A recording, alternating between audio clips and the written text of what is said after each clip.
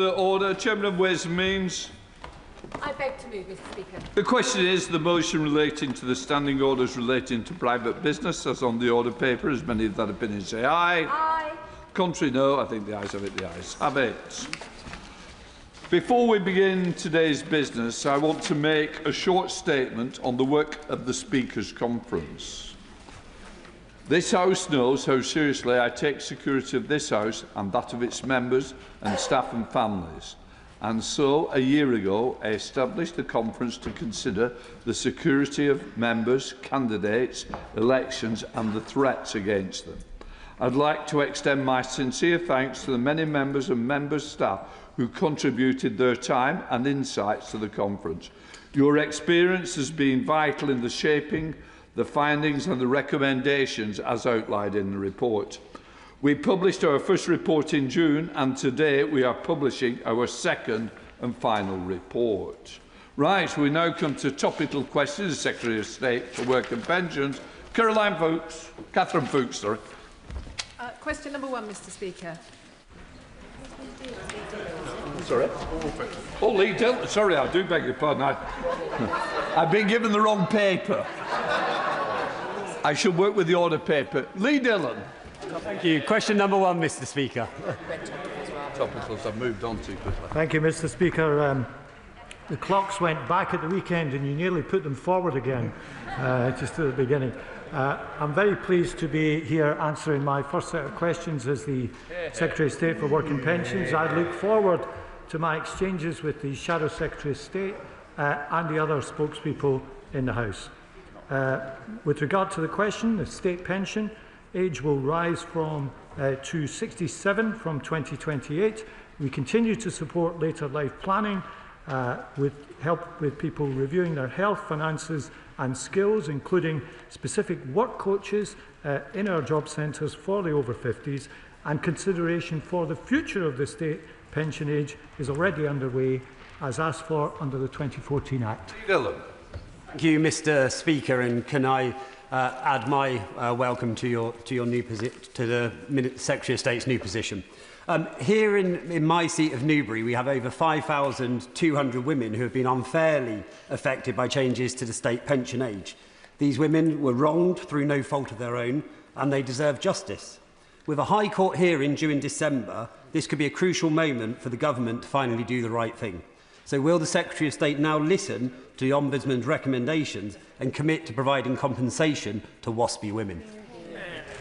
Thank you, Mr. Speaker. I do have to remind the honourable member that his party supported the acceleration in the rise of the basic state pension age when they were in government, and that has given rise to some of the questions he's raising today. Now, Mr. Speaker, you would not expect me to comment on ongoing litigation, and I won't do that, but I can assure him and the House that we'll take all relevant factors into account when considering the process for the future. Thank you, Mr. Speaker. Previous to my election to this place, I worked for a homeless charity in Harlow called Streets to Homes. One of the cases involved a man who was homeless due to delays in getting his state pension. Can I ask how the department ensuring delays like this aren't commonplace? Well, Mr. Speaker, we hope that those entitled to the basic state pension receive a seamless and fast service. This is a pension that people contribute to throughout their lives, and when they reach state pension age, we of course hope that they get it as soon as possible. Bobby Dean. Number 2, please, Mr. Speaker. Minister. With permission, Mr. Speaker, I'll answer this question together with questions 9 and 11. Access to work does a very important job, but current delays with the scheme and our ambition for an 80% rate of employment point to the need for reform. The consultation launched in the Pathways to Work Green Paper closed on the 30th of June. We're now reviewing all aspects of the scheme in light of the responses that we received. Bobby Dean.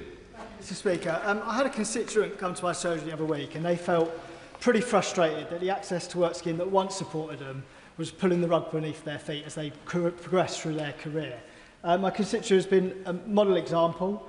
He has not let his multiple neurodivergent diagnosis hold him back. He has worked hard, and with support, he's earned a promotion into sort of a deputy leadership position. But it's at this point that DWP decided to reassess him, and they have downgraded his support. Right at the moment, he felt he needed to maintain that support with his new responsibilities. So can you assure us that when these reforms come, they will look to make sure that people can be supported through progress in their career as well as into work in the first place?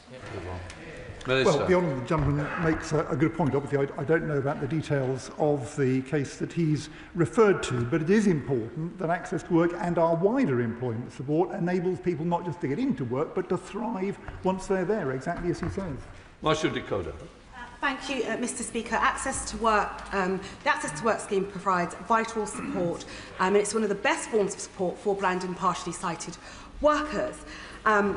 But when their cases or their awards come up for review, they are finding that their support and awards are being significantly reduced. Now, given the government's commitment to keeping Britain working, can the Minister tell me or explain why blind and partially sighted people are seeing their support cut? And will he agree to meet with me and other sightless organisations to see how we can address some of these challenges within the scheme?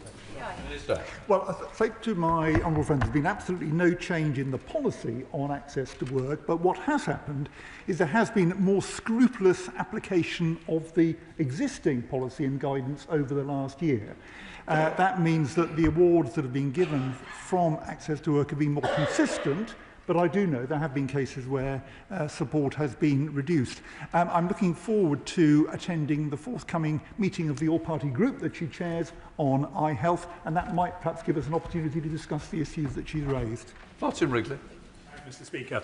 On 20th of May, I met with the Minister to speak about access to work claims that were being denied, changed or reduced, all contrary to the guidelines. The Minister assured me this was a communications issue and the guidelines hadn't changed and that officials were going to fix the problem, speaking to the local job centre. The problems weren't fixed. Since then, both Dawlish Gardens Trust and the No Limits Cafe in Newton Abbot have ceased to provide access to work services because the system just isn't working. And they said every claim was being rejected. And this has been mirrored by the Access to Work Collective.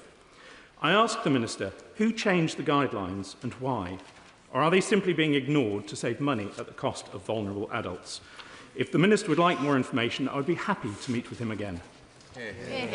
Very happy to meet with him again, but I can assure him the policy has not changed. In fact, we just published last week the spending figures on access to work, and spending went up 17% in the last year. It went up 32% in the year before that. So I don't know what's happened in the particular case that he's referring to, but I'd be very happy to have a further look at it. Dave Beckham.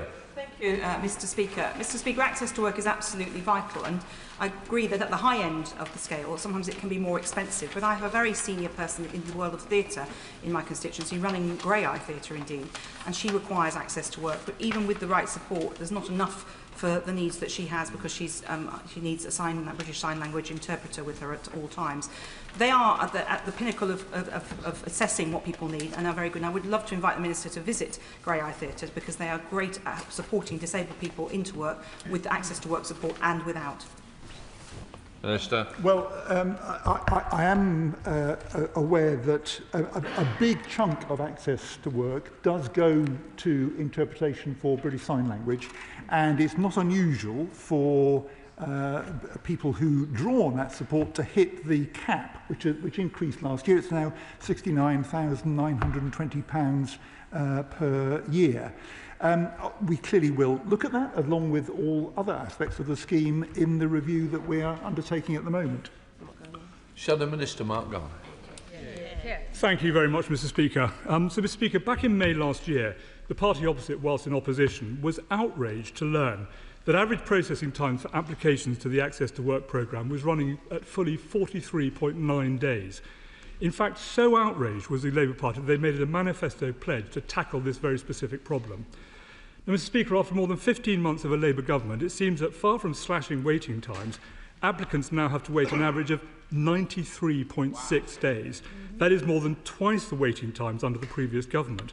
A year in government, Mr. Speaker, and the Labour Party has doubled the misery and uncertainty suffered by disabled people. Why? Minister. Well, Mr. Speaker, we're fixing the very, very serious problems left behind by the previous government. On access to work, the number of people processing the applications has been increased by 118 since May of last year. But the honourable gentleman is right, the delays are still a problem. That points very clearly to the need for reform, and that's what we're getting on with. Shanker.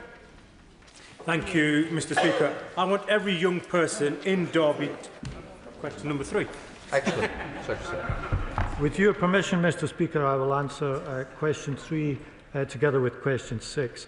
Skills are vital to give young people opportunity, economic growth and the country's renewal. That's why, as part of our Youth Guarantee, we are increasing short courses for high-demand sectors like AI and construction, expanding the number of youth hubs and partnering with sports clubs to get help to people where they are in the community. And last week we published the Skills White Paper, which sets out the next steps to train the workforce of the future. Thank you, Mr. Speaker. I still want every young person in Derby to see technical education and apprenticeships as first-class, not second-best routes to success. University technical colleges where students are 4 times more likely to process onto apprenticeships are key to unlocking that success. Will my right honourable friend meet with Pride Park UTC to discuss their plans to give young people in Derby real choice and real opportunity by rolling out a new technical centre in our city? Well, thank you, Mr. Speaker. My honourable friend has spoken often about this, and I believe he started his career as an apprentice. And as a former Rolls-Royce worker, he'll have noted the Skills White Paper, and of course he knows all about the importance of that company to the City of Derby. Let me congratulate Pride Park UTC on their plans to have a new technical skills centre, and I'll ensure that he gets a meeting with me or with the relevant minister. Thank you, Mr. Speaker. My committee's recent report on further education and skills highlights the poor level of information on vocational and technical training opportunities, including apprenticeships, currently available to young people while they are in school. And we recommend that UCAS should be expanded to provide a single portal for information on academic, vocational and technical opportunities so that every young person is aware of how they can train in the skills they need to access a good job. Will the Secretary of State consider this recommendation and work with the Department for Education to deliver it? Mr. Speaker, I very much welcome that question. I think the Honourable Lady raises a very important point. If we are going to have equal status for HE and apprenticeship routes, we should also look at how the information about these is disseminated to potential applicants, and I hope she's pleased to hear that I've already asked the Department to begin work in this area. Thank you, Mr. Speaker. One of the worries with the new regime and Skills England is the loss of independence and the guaranteed business voice written into law that existed with the Institute for Apprenticeships and Technical Education. How will the Secretary of State ensure that business does have a voice, setting standards and making sure those standards are upheld so that everybody can have confidence in the changed system? Mr. Speaker, the honourable member is quite right to say that the business voice and the employer's voice in this is very important. And when I wrote the new remit letter to Skills England, I specifically asked them to take into account the views of employers, because it is very important that in the skills system we are training people in a way that employers want and that meets the future demands of the labour market. Ashley Fox. Yeah. Thank you, Mr. Speaker, and I welcome the Secretary of State to his place with his new responsibility for skills. The government has recently reduced the amount of funding for Level 7 apprenticeships. Yeah. So can he tell the House what assessment his department have made of the potential impact of this reduced funding on the number of nurses in training? Mr. Speaker, the apprenticeship and skills budget, like every other budget, does demand choices. We are choosing to prioritise the levels that we need in the economy, where the value is greatest. That does imply certain choices, and I'm confident that the choices we've made will benefit the workforce as a whole and future opportunities. Brace. Please, Mr. Speaker. Mr. Speaker, with permission, I'll answer this question with question 23. We are determined to open up opportunities in work for people with health conditions. The Keep Britain Working Review we publish soon. In Pathways to Work, we have 1,000 work advisors supporting this group and will devolve powers so areas can shape their own joined-up local work, health and skills offer. Thank you, Mr. Speaker. I recently visited Plus in Exeter, who support people with living with physical disabilities and mental health conditions back into employment. I met some of the fantastically committed mentors who provide tailored training and support, helping hundreds of people who have been long-term unemployed into meaningful jobs, boosting their confidence and helping them to rebuild their lives. Does the Minister agree with me that under the last Tory government, disability employment was shockingly neglected, in contrast to this government's recent announcement about Connect to Work funding for Devon, which will help many more people back into the workplace? My honourable friend is absolutely right. The disability employment gap has been stuck around 30 percentage points ever since 2010. The example that he refers to in his constituency sounds like a great example of exactly the kind of resource we want to draw on in local areas, in each local area, to make sure that disabled people have the opportunities in work that they've been denied in the past. Amalou. Thank you very much, Mr. Speaker. Mobility is a lifeline for people with disabilities, for getting to health appointments, studying, maintaining employment and so much more. Cuts to the scheme risk increased health needs and increased unemployment, likely to cost much more than any short-term savings. Does my right honourable friend agree that before any proposed cuts, a proper impact assessment is absolutely vital? I can assure my honourable friend that there will be no changes to the eligibility conditions for the PIP mobility component, or indeed other aspects of PIP, until the conclusion of the review, which I will be leading and co-producing with disabled people, and that's expected to report in the autumn of next year. Sir Julian Lewis. When severe mental illness strikes, it can be devastating and totally debilitating. But the problem from his department's point of view is that its symptoms are invisible. There have been reports about people faking mental illness in order to gain benefits. Is he satisfied that his department has appropriate checks in place? Minister. Yes, I think appropriate checks are in place, but as I've just mentioned, we are undertaking this review of the PIP assessment, and we will need to look carefully, and we'll be doing this together with disabled people, look carefully at the way these decisions and judgments are made. Shocker Adam. Speaker, at a recent roundtable at the Ayers Monsell Club for Young People in my constituency of Leicester South, parents told me that their young adults with learning difficulties who volunteered for years, often with major supermarkets, still struggle to secure work. What steps is the Minister taking to ensure young people with high-functioning learning disabilities in long-term volunteering roles can access clear pathways into paid employment?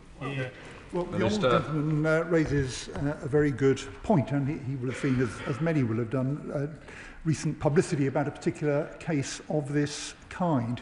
At the moment, the proportion of young people with severe learning disabilities, or indeed people with severe learning disabilities who are in employment, is tiny.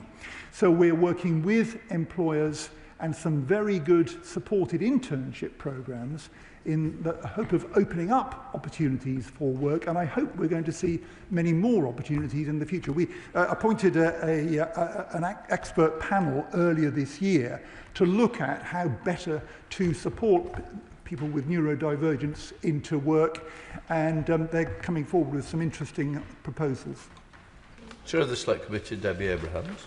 Mr. Speaker, recently Health Equity North produced an analysis for the Select Committee which revealed that just getting 5% of people with disabilities or health conditions into employment would yield cost savings of over £12 billion.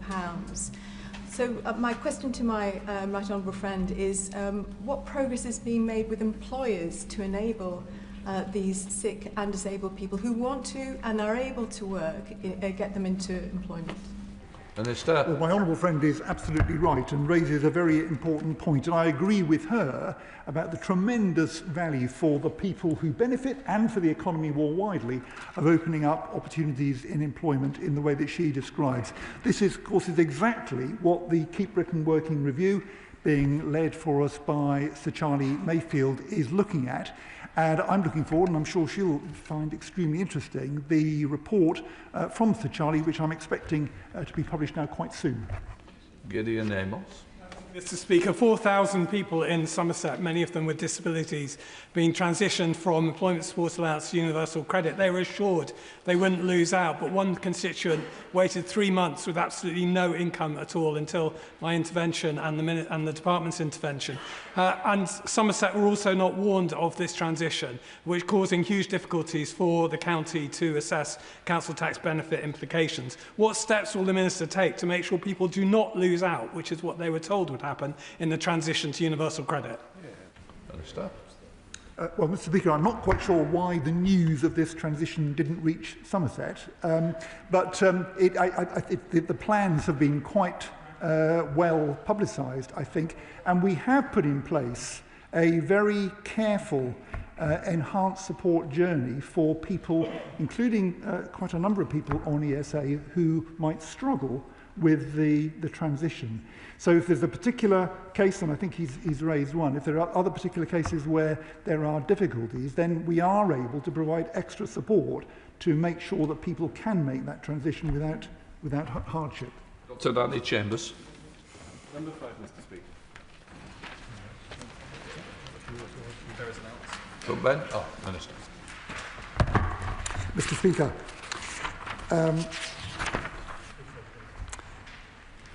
975,000 people are being paid carers allowance in England and Wales, including some 900 in the honourable member's constituency. Thank you, Mr. Speaker. We all know carers give everything to care for their loved ones, and that's both physically, emotionally, and also financially. The government received the carers report 3 months ago, and under Lib Dem pressure has agreed to publish this by the end of the year. Do we know how many carers are going to be sort of unfairly penalised in the 6 months between the government receiving the report and publishing it? Minister. Well, I agree with the honourable member's characterisation of the degree of commitment and sacrifice that very large numbers of carers are making all across the country. As he's said, the report which we commissioned from Liz Sayce is going to be published together with the government's response to that report by the end of the year, and the question that he's asking will be addressed in that response. Justine Sullivan. Thank you, Mr. Speaker. Question number 7. Thank you, Mr. Speaker. When we came to office, there were almost 1 million young people not in education, employment or training, and this government is determined to offer young people proper opportunities. Our youth guarantee will ensure that 18 to 21-year-olds are learning or earning, helping to prevent them become economically inactive almost before their careers have even begun. And as part of this, my honourable friend might have seen that the Chancellor announced a jobs guarantee scheme would be part of this in the future. Sullivan. Speaker, with 1 in 6 young Scots not in education, employment or training, including hundreds across my constituency of Bathgate and Linlithgow, I welcome the Government's Youth Guarantee to give young people the training or job support they need. However, with stubborn youth unemployment, the Scottish Government's swinging cuts to the college sector and employers warning Scottish apprenticeships are less favourable than those in England, how will he work to ensure young people across the UK can benefit from this government's ambition? So stay. Well, Mr. Speaker, not for the first time we have to point out that the Scottish Government has benefited from the biggest financial settlement since the introduction of devolution, and it shouldn't be too much to expect that at least a proportion of that should be spent on expanding opportunity for young people in her constituency and throughout Scotland. And Scotland has given so much to the world in terms of creativity and innovation. It is absolutely critical that the next generation of young Scots gets the chance to do the same. Mr. Speaker, skills boot camps in Cumbria provided a great opportunity, 60 hours of training for young people in disciplines as varied as coding, scaffolding and project management. It cost 2.7 million across the whole of Cumbria to deliver that. Chicken feed really compared to the benefit that those young people and their future employers get out of it. What conversations he had with his friends in the Treasury to make sure that scheme is maintained and continued? Seriously? Well, I'm always having conversations with my friends in the Treasury, but I do agree with him that flexibility and some short courses in the skills and training system is very important. Not everything has to be done according to the exact same formula and recipe, and I do think that shorter training courses have a big part to play. Secretary of State Helen Wayner. Thank you, Mr. Speaker, and can I welcome the Right Honourable Gentleman and wish him luck in his new job, especially because every day that passes under this government, we see fewer people enjoying that chance to start a new job. Unemployment has gone up month after month. Nearly 1 million young people aren't in education, employment or training because of this government's policies, their jobs tax and their business red tape.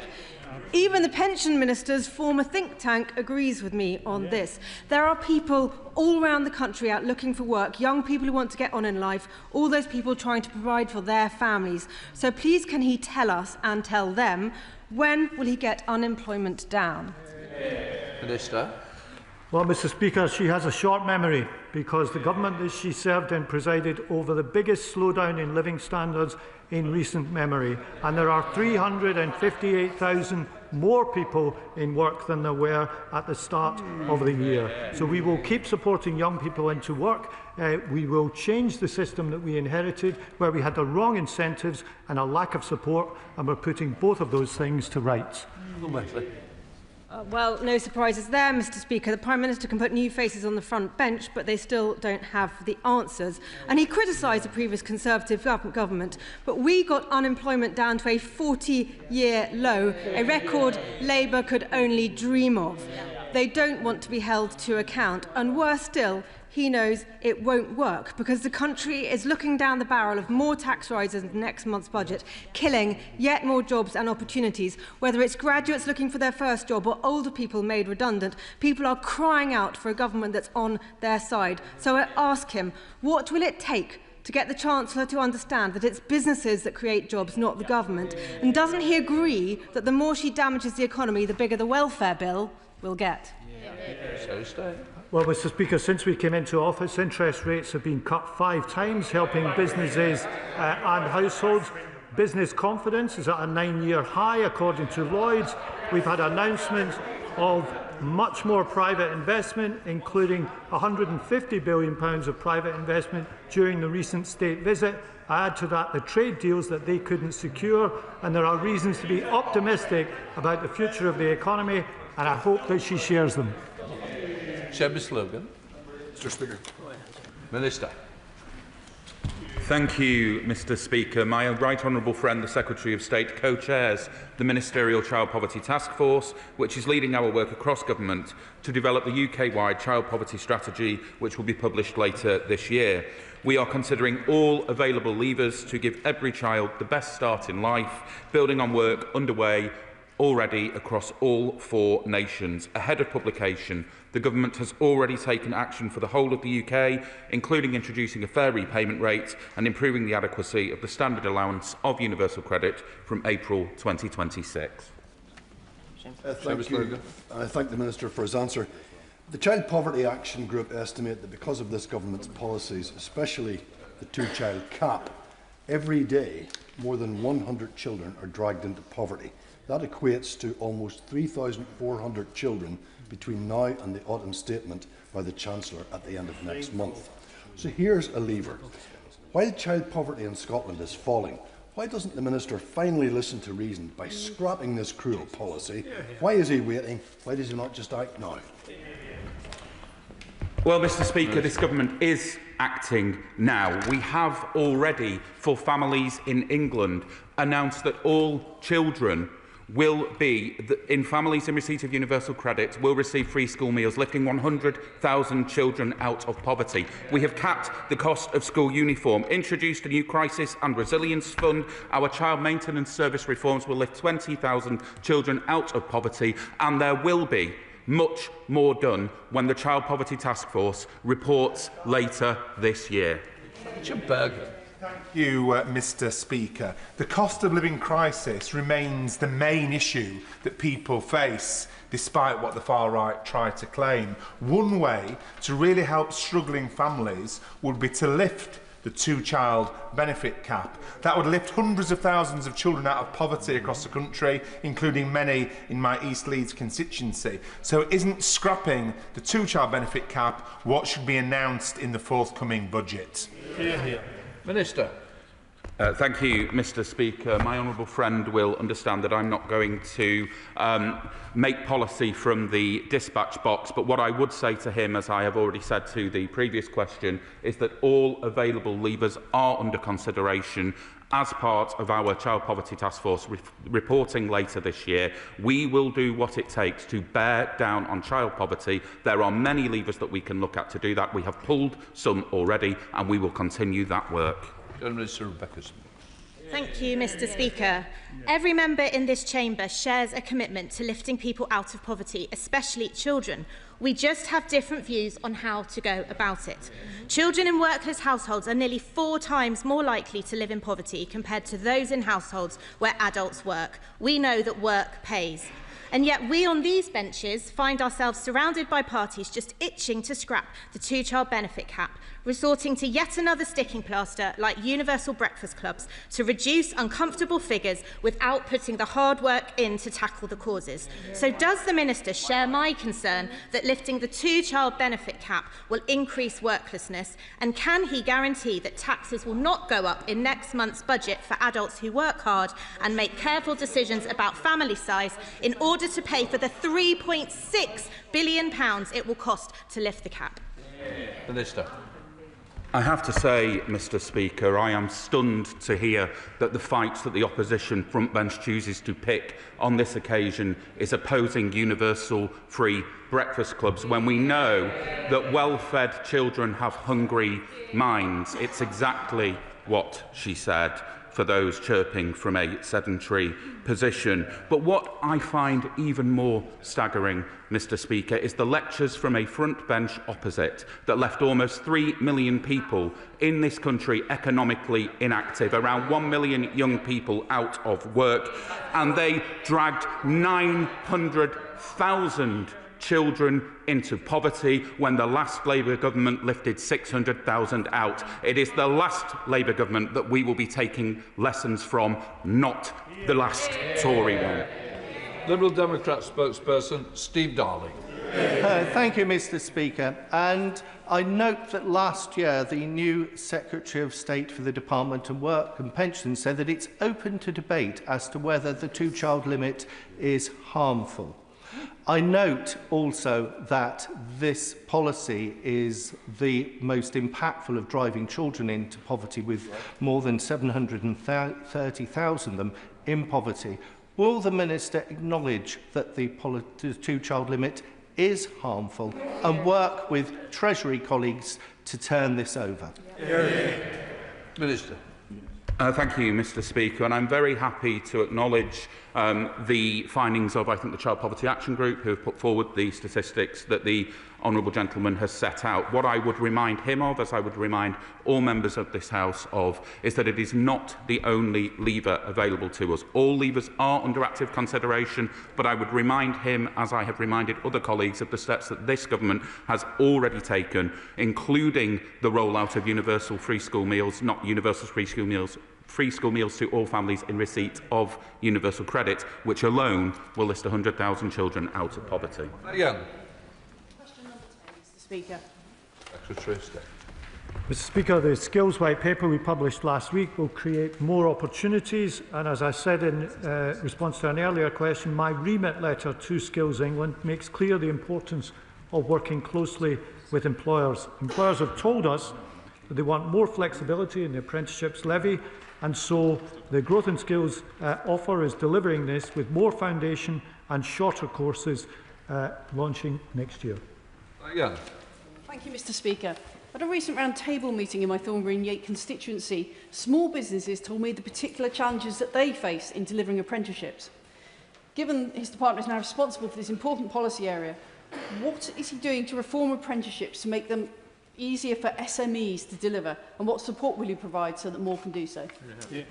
Well, Mr. Speaker, we want apprenticeships to be available to employers of all sizes. We have reduced the length of time an apprenticeship needs to take, and I think we can go further in that short course flexibility, which should be of particular help to small and medium-sized employers. Jessica Morton. Thank you, Mr. Speaker. Recently visited Premier Forest Projects in Newport to learn more about the vocational training and employment opportunities the business is offering to care experienced young school leavers in Newport, with some wonderful success stories. Can I suggest the department look at the model this company is creating and perhaps say more about how the government is working with businesses to make sure that opportunities like this are more accessible for people from all backgrounds, including those who are care experienced? Well, Mr. Speaker, I'm very happy to look at the experience of that particular employer, and I enjoyed a recent visit to South Wales, to a different part of South Wales, to open an opportunity hub which is aimed precisely at getting more young people into work, particularly those who've been out of the labour market through long-term sickness issues. And we want to support Wales in doing this. We allocated an extra £10 million to this work over the coming year. Dame Nagreth. Question number 12, Mr. Speaker. Minister will. Thank you, Mr. Speaker. With your permission, I'll take question 12 and 26 and 16 together. I obviously recognise the challenges facing those without inflation protection, particularly after the cost of living pressures of recent years. I think that's shared across this House. I met with a cross-party group of MPs earlier this year to discuss exactly this issue. Mr. Speaker, reforms in the Pension Schemes Bill give trustees more flexibility to share surpluses in their DB pension schemes with employers and to negotiate for members to benefit from any sharing of surplus. And that could include discretionary increases to address the issue my right honourable friend raises.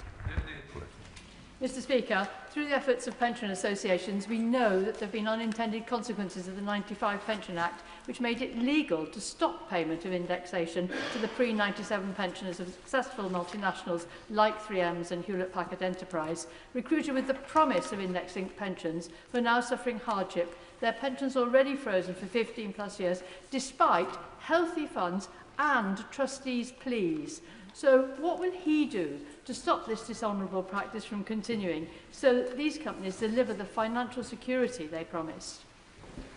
Minister.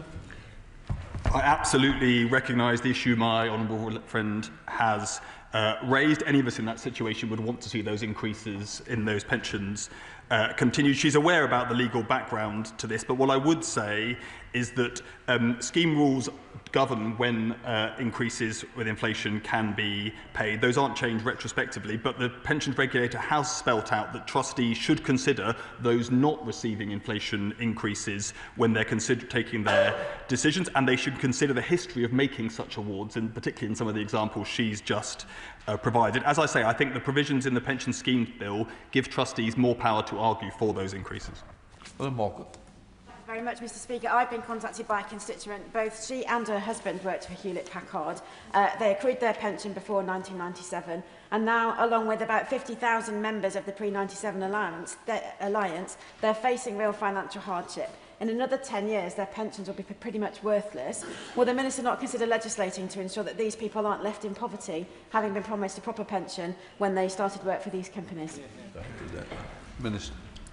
Thank you, Mr. Speaker. I mean, the Honourable Lady mentions a particular company, but there are others, and there's particularly a small number of companies generally that are in the situation that we are talking about here. I'm sure that the people running that company, but also on the trustees, will have heard the powerful case made by honourable members on both sides of this House. Those are decisions that have to be taken in line with the scheme rules, but nobody wants to see savers seeing the value of their pension fall over time, and I hope that employers will take the case being made in this chamber seriously. Maguire. Minister. Thank you, Mr. Speaker. It is unacceptable that 23% of children in Cornwall are living in relative poverty, and we will set out measures to tackle its structural and root causes in our child poverty strategy later this year.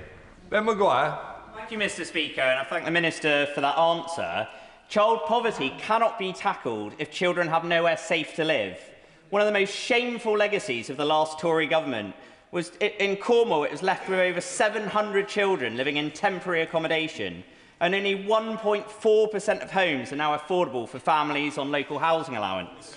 What assessment has the Minister made of how that shortfall in affordable homes is driving child poverty rates even higher? And what urgent steps will he take to reverse it? Minister.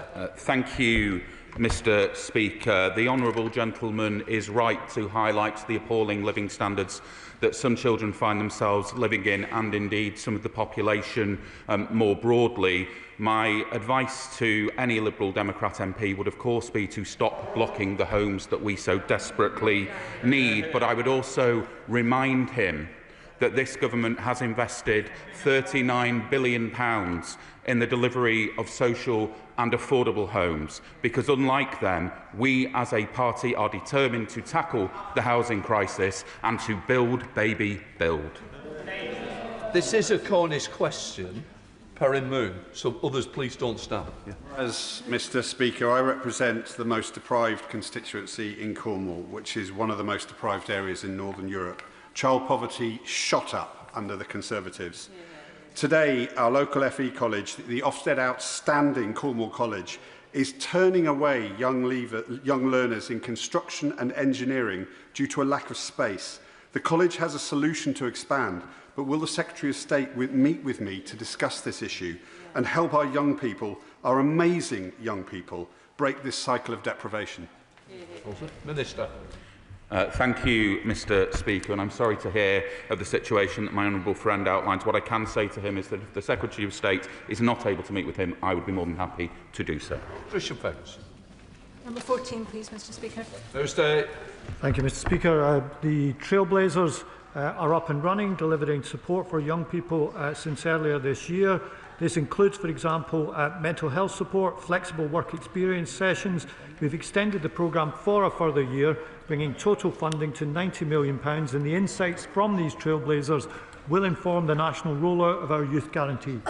Patricia Ferguson. Thank you, Mr Speaker, and I thank my right honourable friend for that answer.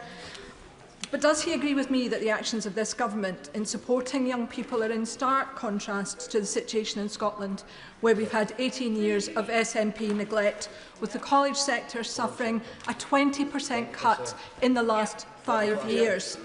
And does he agree with me that as the energy sector in Scotland transitions to greener forms of energy production, that the jobs and the skills that are needed to bolster that particular industry could be taught at these colleges, and that we risk having a double whammy of young people not being able to take on these important jobs, lecturers being paid off, and our colleges being in dire financial states? Well, I thank my honourable friend for her question. She's absolutely right to draw attention to the importance of the energy transition.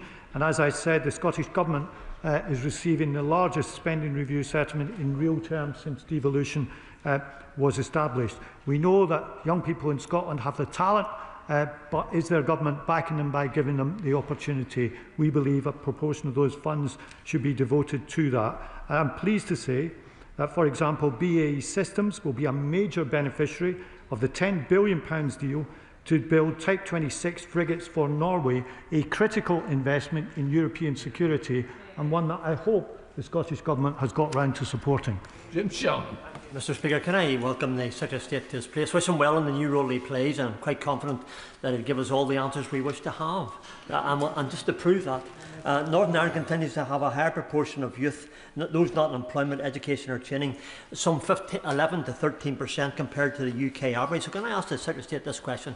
What discussions has the Minister had with the relevant Minister in Northern Ireland to ensure that the opportunities and provide the necessary support to young people in Northern Ireland? Thanks so much. Well, Mr Speaker, there should be no part of the United Kingdom where we do not give young people the maximum opportunity. I had a good working relationship with the Northern Ireland Executive in my last post, and I hope to have a good working relationship with them in this post for the shared agenda of giving our young people the best possible chance in life. Question 15, Mr Speaker. Speaker, I thank the honourable gentleman for his question. Work coaches are required to tailor work-related requirements to claimants' capabilities and their circumstances, and they can pause them if that is appropriate.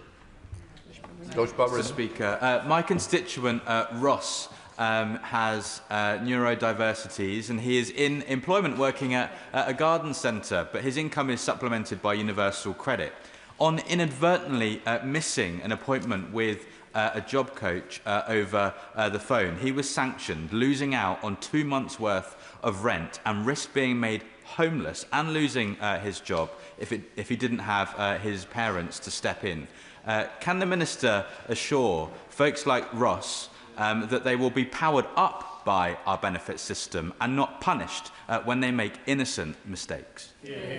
Minister? Well, we certainly do want the system to support people like Ross. If work-related requirements are missed, then the reason that's happened should be asked for, and 7 days allowed for an answer. And there should also be a pre-referral check before a sanction referral takes place. If he'd like to send me the details of what happened in that particular case, I'll happily look into it. We now come to Topicals. Catherine Fuchs. Thank you, Mr. Speaker. Second time lucky. Question number 1, please.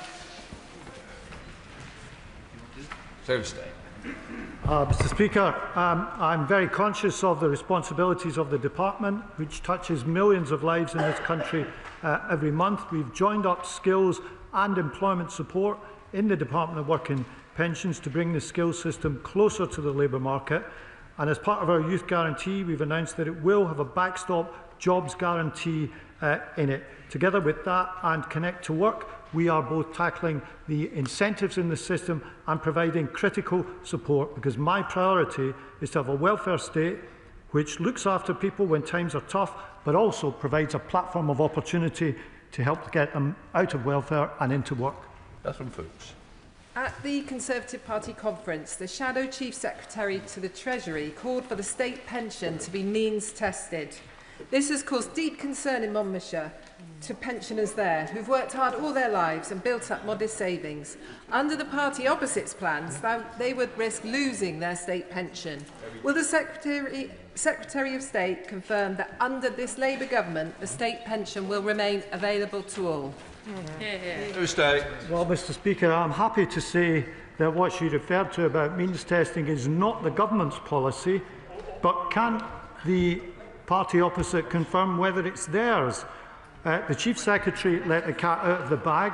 Can she confirm that this is not her policy, or is it that her leader still sticks to the position she said earlier this year, where she said, we are going to look at means testing? Are they still looking at it, or are they not? The good thing is the government's not responsible for their own problems. Helen Waitress, Shadow Secretary of State. Thank you, Mr. Speaker. Indeed, questions are to be answered by the government on this occasion.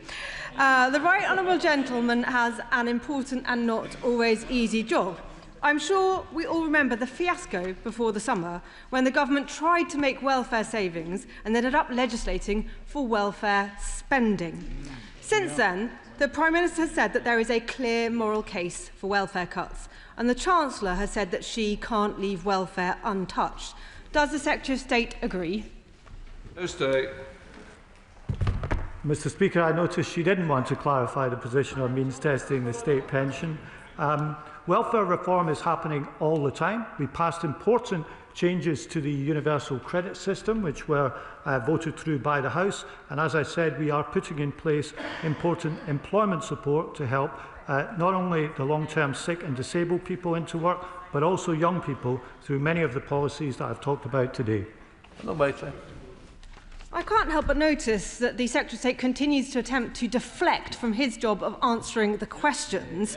And the fact is, we just heard he won't commit to making the welfare savings that his Prime Minister and his Chancellor has said they need to make. I thought the Prime Minister was meant to be in charge. Getting people off welfare and into work not only saves money, it's morally wrong to condemn people to a life on benefits. Without welfare reform, this country is stuck on Labour's broken record of higher taxes and lower growth. We have even offered to help him.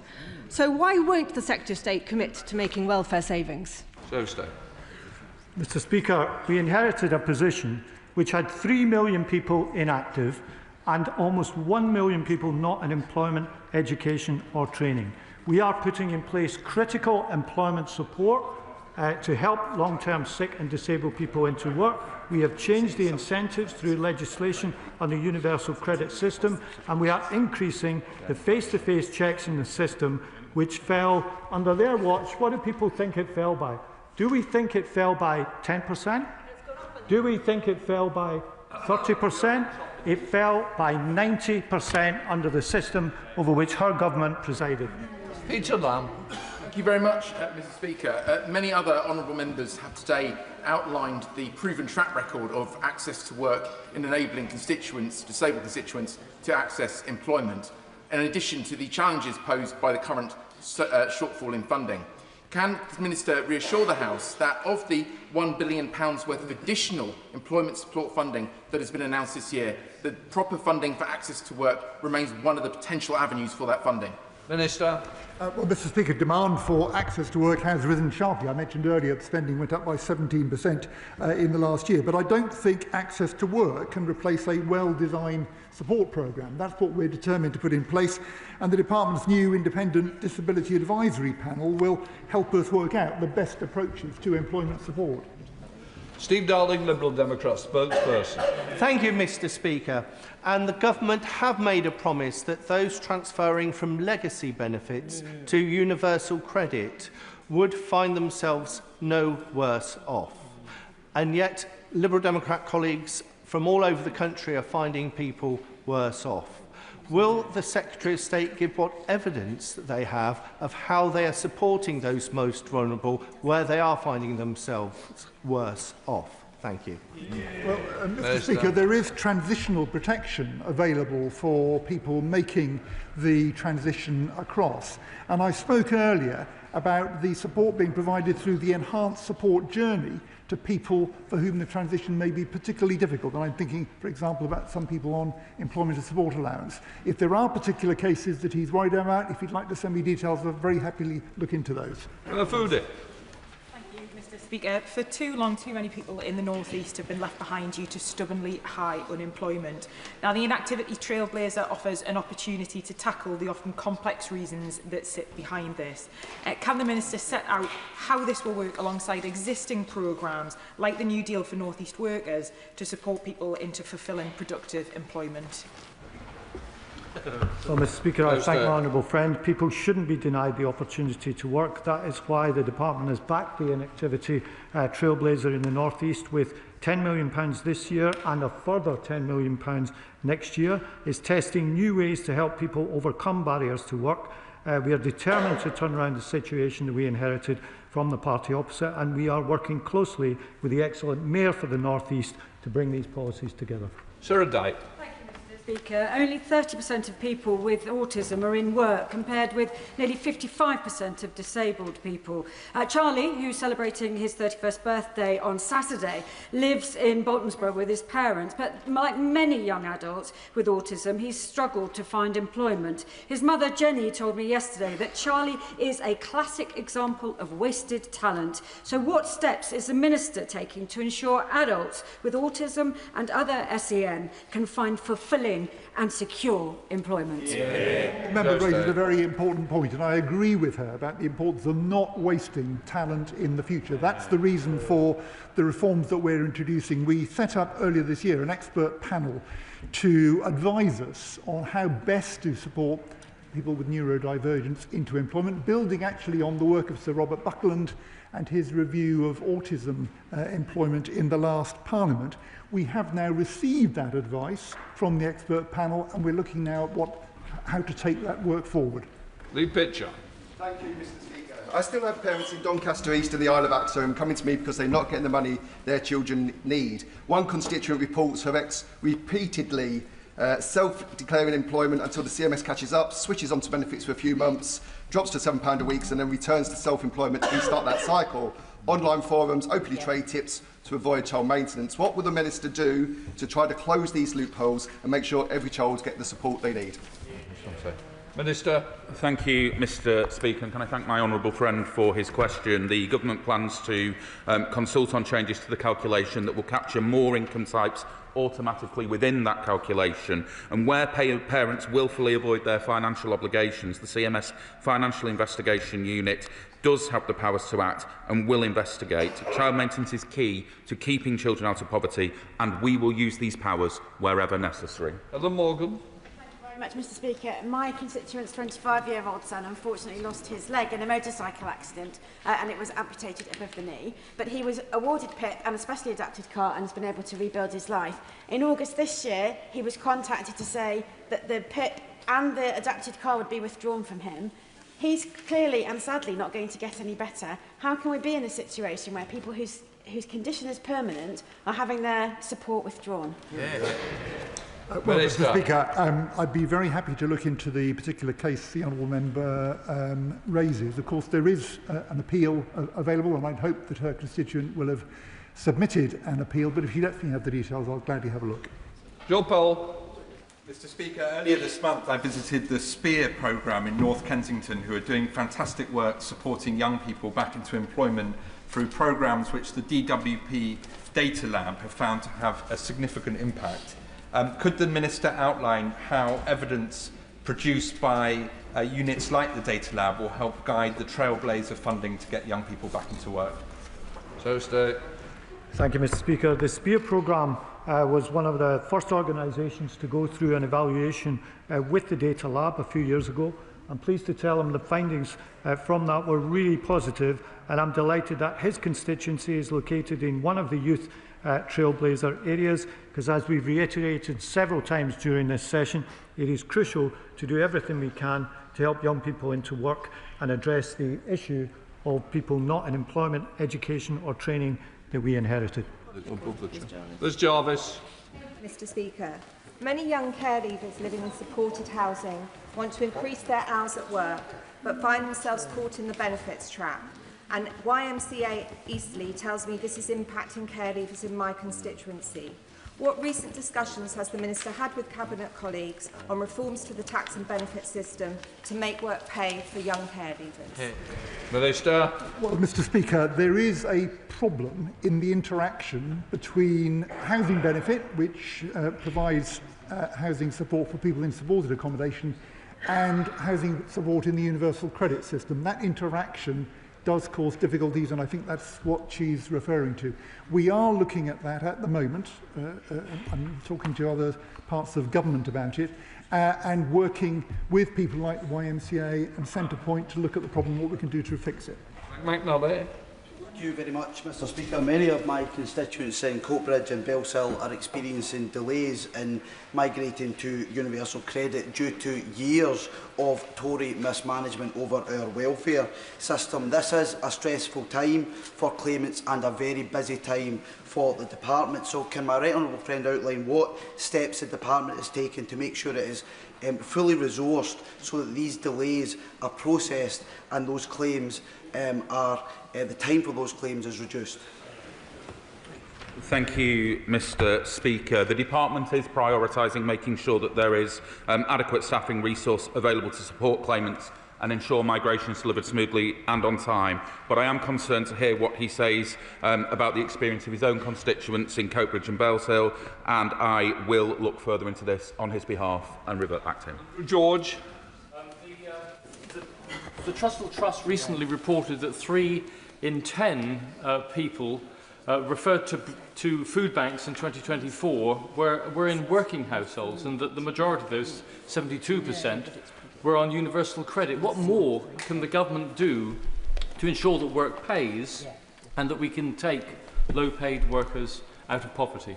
Mr Speaker, I recently spoke at an event hosted by this organisation in Parliament. I was pleased to say that in their report they said there had been a small drop in the use of food banks over the past year. We have put the Household Support Fund on a proper basis, now the Crisis and Resilience Fund, for the next 3 years to support those families in the most desperate need. Rachel Maskell.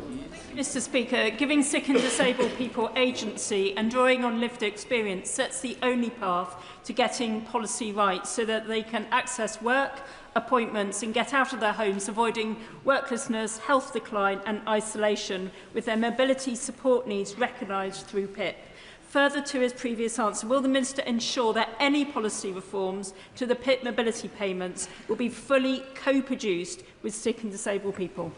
Minister. Well, I can reassure my honourable friend that the review of the PIP assessment, including the mobility element of that benefit, will be undertaken fully in co-production with disabled people and disabled people's organisations, and I'll be setting out very shortly how the review that I'm going to be leading will be undertaken. John Mayo. Business is crying out, Mr Speaker, that the Employment Rights Bill is going to cost jobs.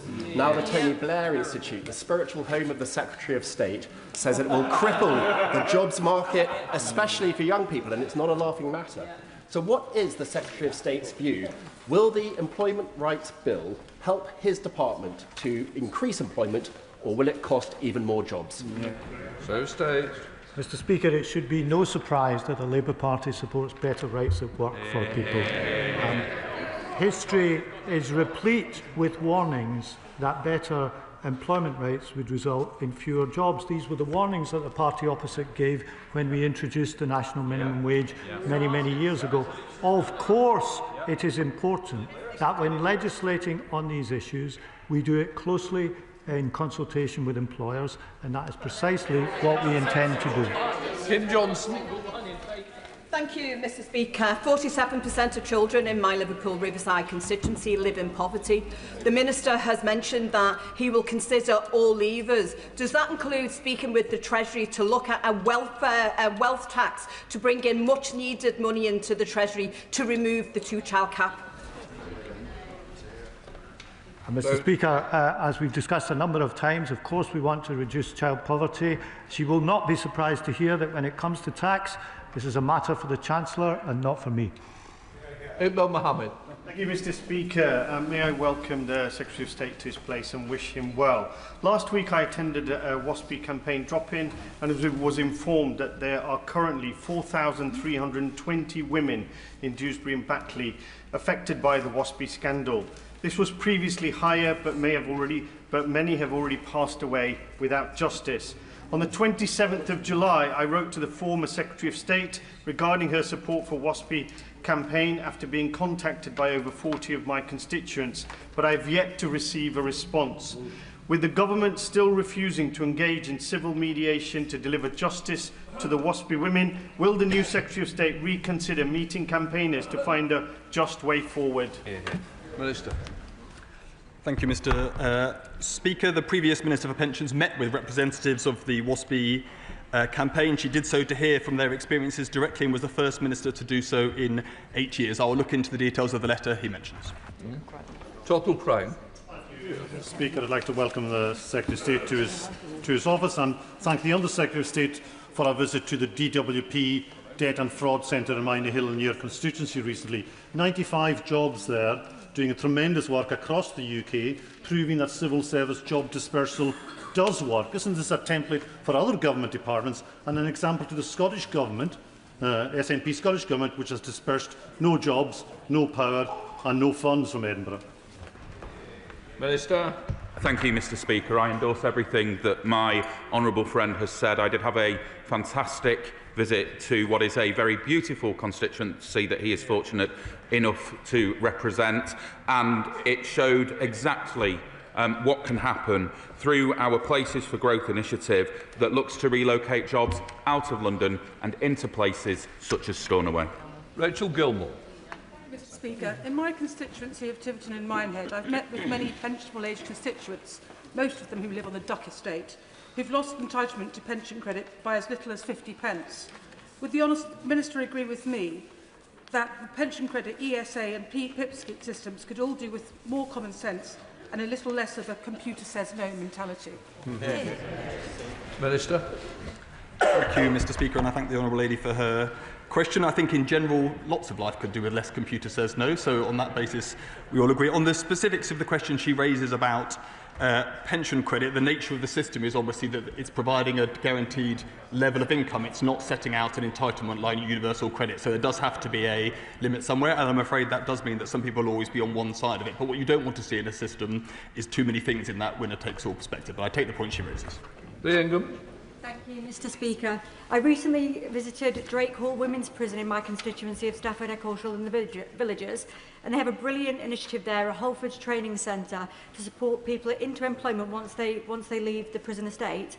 They support people all over the country, not just in my constituency, and I'm interested to find out whether the Secretary of State could let me know what conversations are happening with the Ministry of Justice around schemes like this, supporting or expanding them. Secretary of State. Well, I thank you for a question. It sounds like an excellent initiative, and of course it is important, if we are to rehabilitate prisoners, that they get training and the chance to get into constructive employment after their sentence. I'm sure that applies not just to the prison in her constituency, but throughout the country. Ambassador Jecty. Thank you, Mr. Speaker. Alan Marnes is a constituent of mine in Southcote who has staunchly campaigned since 2002 on the issue of the lack of indexation for pre-1997 pension rights, having been one of the 140,000 people who lost their occupational pension. I wrote to the Secretary of State asking whether the newly revived Pensions Commission will address the issue of failed pension funds more than 2 months ago and have still not received a response. So would the Secretary of State agree to meet with me and Alan to provide some much-needed clarity on such a long-standing issue? Minister. Thank you, Mr. Speaker. I'm not absolutely clear whether the particular case that the honourable member is raising relates to people within the PPF and the FAS, or is relating to a pre-97 indexation within a solvent pension scheme. But if you'd like to write with me to the details, I'll absolutely make sure that I come back to it. Steve Witherden. Thank you, Mr. Speaker. 1 in 3 children in my constituency are growing up in poverty.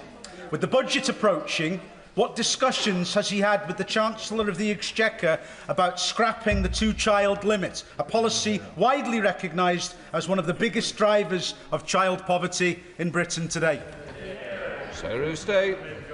Thank you, Mr. Speaker. We've already taken action to reduce child poverty, extending free school meals to all families on universal credit. Of course, we will explore other avenues to do this. We want to reduce child poverty, in stark contrast to the record of the party opposite. So, Oliver Dalden. Thank you, Mr. Speaker. When my constituents move into new social housing, they find it stripped of perfectly good white goods, curtains, carpets and so on. What can the government do to address this? Because it's driving my constituents further into poverty and benefit dependency. It's also environmentally destructive. Surely there's a way through this, and can I call on him to work with others across government to address it? Minister. The right honourable gentleman raises an important issue. It is something that might perhaps be better discussed at MHCLG questions, but as he asks us to pick this up across departments, I would be very happy to do so. What I would say to him is that the Crisis and Resilience Fund, formerly the Household Support Fund, is in place to support people setting up in new homes, as are indeed grants that are available from housing associations directly. That completes questions. Let front bench. Point of orders come after. Don't worry. I'll have to step to your cues. See you later.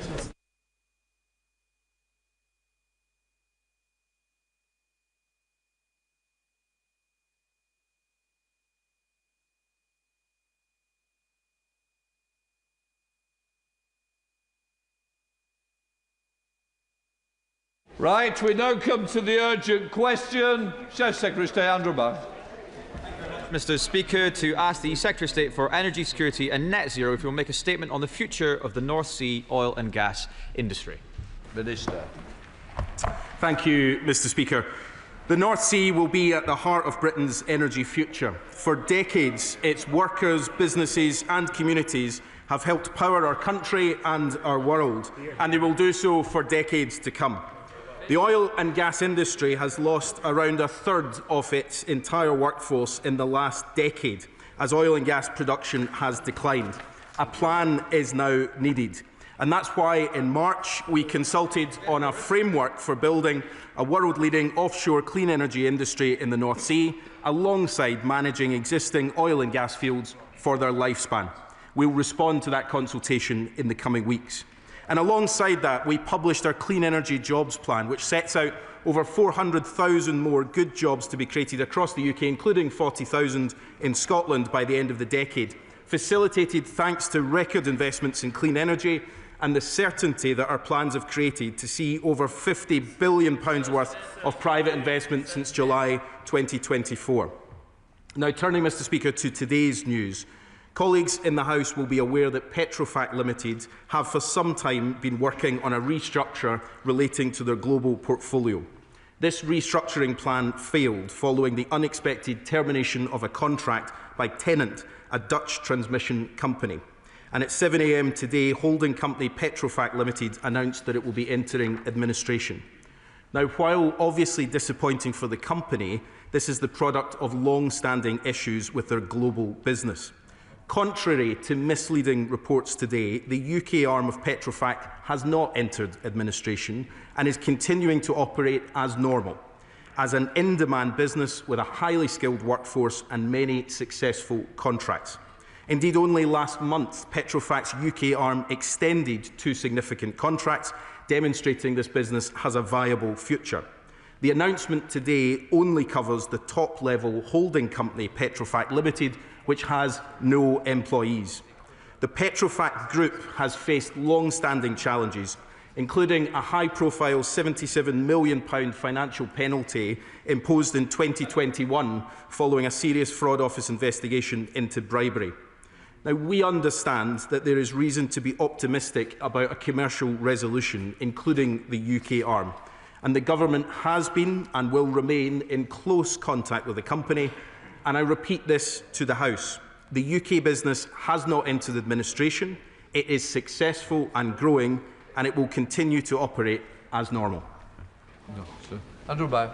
Thank you very much, Mr Speaker. Mr Speaker, another week, yet another hammer blow to our North Sea oil and gas industry, another gut punch to energy workers, another blow to our energy security. And, Mr Speaker, the blame, whatever the Minister says today, lies squarely with this Labour government. Today, the energy giant, they don't like to hear it, Mr Speaker, but today, the energy giant Petrofac has entered administration, casting doubt over the future of their 2,000 employees in Scotland, as their global HQ is in Aberdeen, and countless more supported indirectly through the supply chain. This is a company that, as the Minister has said, has had issues for many years. But the hostile environment created by this government in the UK continental shelf has made operating here for far too many companies nigh on impossible. Since the 2024 general election, there have been thousands of redundancies in our offshore energy industry. Harbour Energy completed a new round of redundancies just last month. With depressing regularity, Mr Speaker, we hear of more job losses in the North Sea. Whether that be at Harbour Energy, Apache, Hunting or Petrofac, each job lost means uncertainty for a family, a mortgage jeopardised, investment fleeing our communities, and our world-class supply chains and skilled workforce pushed towards extinction. Minister, how many more of these will it take for the Secretary of State for Energy to change course? These are political choices. This is a manufactured decline. As a direct result of the hostile trading environment, the close for business sign is hanging over the UK continental shelf. From the energy profits levy extension and increase to the ban on new licences to the refusal to defend the government's decision on Rosebank and Jackdaw, the odds are being stacked against the North Sea industry, damaging the business environment, threatening investment, harming our economy and undermining our energy security. These are political choices that have resulted in job losses. So can I ask the Minister, what steps are being taken to support Petrofac's HQ employees in Aberdeen? How many more jobs have to be lost across the industry for this government to change course? When will the thousands of jobs promised through GB Energy for Aberdeen and around the United Kingdom materialise? And will he personally act and ask his boss, the Secretary of State for Energy, to change course? Or is he content to sacrifice Aberdeen, the North East and our energy industry on this vainglorious campaign to destroy our fossil fuel industry? Minister. Well, Mr Speaker, can I say to the honourable gentleman that on the issue of Petrofac, I just say that he should be careful with his tone. To come here and try to undermine efforts to find a buyer for the UK arm, to talk down a successful business, which I've just outlined is a successful and growing business in the North Sea, is deeply irresponsible. There have been long-standing issues at this company, and as a former minister in Desnes, he of all people should know of these long-standing issues, and he'll be well aware of that given his previous role. We all have a responsibility here across the House to support this company at the moment, not to undermine it, and to send a positive message to those workers, the suppliers and the customers that the UK arm is continuing to operate as normal. All the signs are that there is a viable long-term future for this company, but not if we have comments like the honourable gentleman has put forward today undermining that business. Now, Mr Speaker, on the wider question of the North Sea, he knows as well as anyone, or he should know, that under his parties in government, we lost over a third of the jobs in the North Sea. He wants to pretend that this transition arrived in July 2024, but he was in government. He was in government when these jobs were going, and they failed time and time and time again to come up with any credible plan for how they manage the future of the North Sea. We will not do that. We will come up with a plan, and that's why we're building the industries of the future on hydrogen, on carbon capture, on offshore wind, on the supply chains, the very investments that he and his honourable friends on that side turn their back against time and time again. They're turning their backs on the future of the energy story in the North Sea, more interested in exploiting problems than actually solving them. And time again, they have learned no lessons from their time in government when they left these workers without a credible plan. We will not do the same again. Patricia first. Thank you, Mr Speaker. And I wonder if my honourable friend can outline to the House how this government is delivering the Clean Energy Jobs Plan, which will see 40,000 new jobs in the clean energy industries in Scotland by 2030.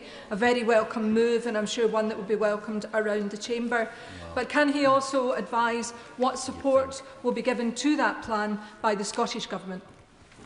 Minister. Well, my honourable friend makes an important point about building up the industries of the future. Look, I've said on a number of occasions we should rightly be proud of 6 decades of oil and gas in the north east of Scotland. We should be proud of the work that that workforce has achieved, but we should also recognise that we have been in transition now for a long time, and building up the jobs of the future in carbon capture, in hydrogen, in offshore wind, in supply chains. These are how we make sure that there's a long-term, viable, sustainable future in the north east, alongside oil and gas for many decades to come.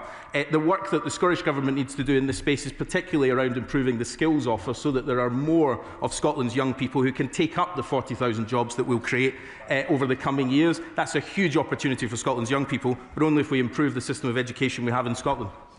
Pippa Helling, the Liberal Democrat spokesperson. Thank you, Mr Speaker. This is worrying news. Petrofac is one of the North Sea's largest offshore contractors, but after years of financial difficulty is entering administration today. Whilst I cannot share the Honourable Member for West Aberdeenshire and Kincardin's desire to ditch the Climate Change Act, I do share his concern for these 2,000 jobs in Scotland and those workers who face uncertainty about their future. So the Secretary of State must act swiftly to find a sustainable path forward, hopefully secure a buyer and safeguard these skilled jobs. And this underlines why the Liberal Democrats have called for an independent Just Transition Commission, putting oil and gas workers and local communities front and centre. And it was good to see the much-awaited publication of the Government's Clean Energy Jobs Plan last week. However, we do know job creation is not happening fast enough to keep up with job losses in the North Sea. So can the Secretary of State and the Minister confirm what will be done to fill that gap in the meantime, in the short term, and deliver a genuinely just transition that keeps these skilled workers powering Britain's clean energy future? Minister. Thank you, Mr Speaker. Well, can I just say, first of all, what a contrast it is with someone responding to this concerning issue, as she rightly says, in a serious way, and not talking down the industry. And I think this is actually where this House should stand taller and recognise that this is a company that's doing good work, that there are workers right now, 2,000 of them, out in the North Sea carrying out their duties. We want to make sure that that is a viable future for the company, and we're doing everything that we can in that space. And all the signs are that it is a growing, successful business. We should recognise that and talk it up, not talk it down, as the Conservative Party seem hell-bent on doing.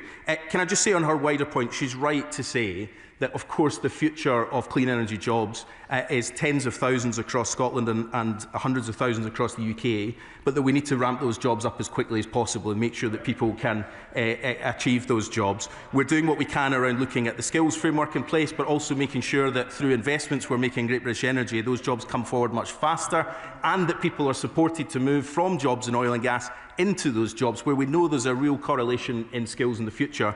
We're picking this work up after a failure of the previous government to have any plan. We're moving as fast as we can, and we'll say more on that North Sea plan in the coming weeks. Thank you, Mr. Speaker. And I have to say this is a very underpowered, urgent question, a bit similar to a two-stroke engine that we're attached to our rowing boat. One of us is going to sit down. It's going to be me. When I decide on an urgent question, I don't need to be questioned about how urgent, whether it's two-stroke or a 50cc. Actually, some of us actually think it might be 3 litre. Also, of course, referring to the opposition, the shadow minister, who knows full well that he has missed the story here. Petrofac went into administration because the Dutch government cut a contract for offshore wind farm developments, and I dare say that raises concerns about the viability, the finance and supply chain for the offshore wind farm industry.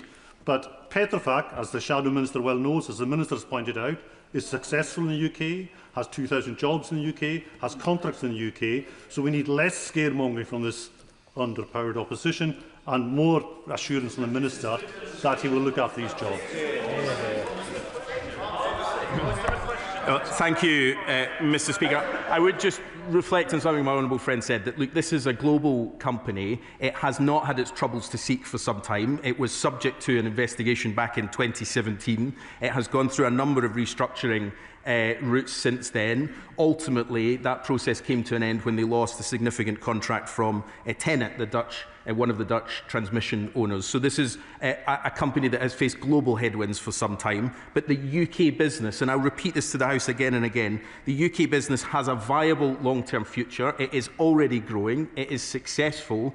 And we have a responsibility, I think, across this House to talk up British businesses, to talk up the workers in those jobs at the moment, not to talk them down. Stephen Flynn.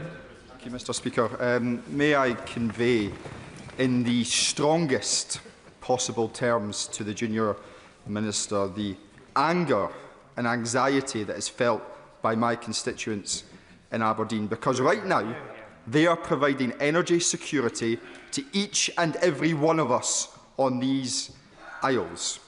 They are providing revenue to his treasury, and yet the only reward, the only certainty that they seem to have on this government's watch is that of looming job losses. So may I ask, and he shakes his head, may I ask him to come to Aberdeen and explain to my constituents when he is going to listen to trade unions, to academics, to the workers and to industry and protect that industry going forward for our energy security, but also for Scotland's economy. Well, thank you, Mr. Speaker. I'm in Aberdeen regularly and do meet his constituents who are working right now in renewables and carbon capture and hydrogen jobs, as well as his constituents who work in oil and gas, his constituents who benefit from investments that Great British Energy will make, for example, which he failed to vote for, and who also tell me that after a long period of time of having no credible plan on the... He can shout me down all he wants. He can shout me down all he wants. He asked a question.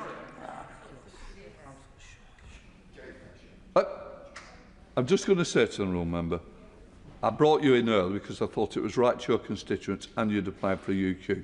But I do expect a little respect, even if you don't like the answer, Minister. Thank you, Mr. Speaker. He asks a serious question, and I'm trying to give him an answer if he would but listen for a few moments. We do take seriously the issue of job losses. Of course we do, and I do take them very seriously.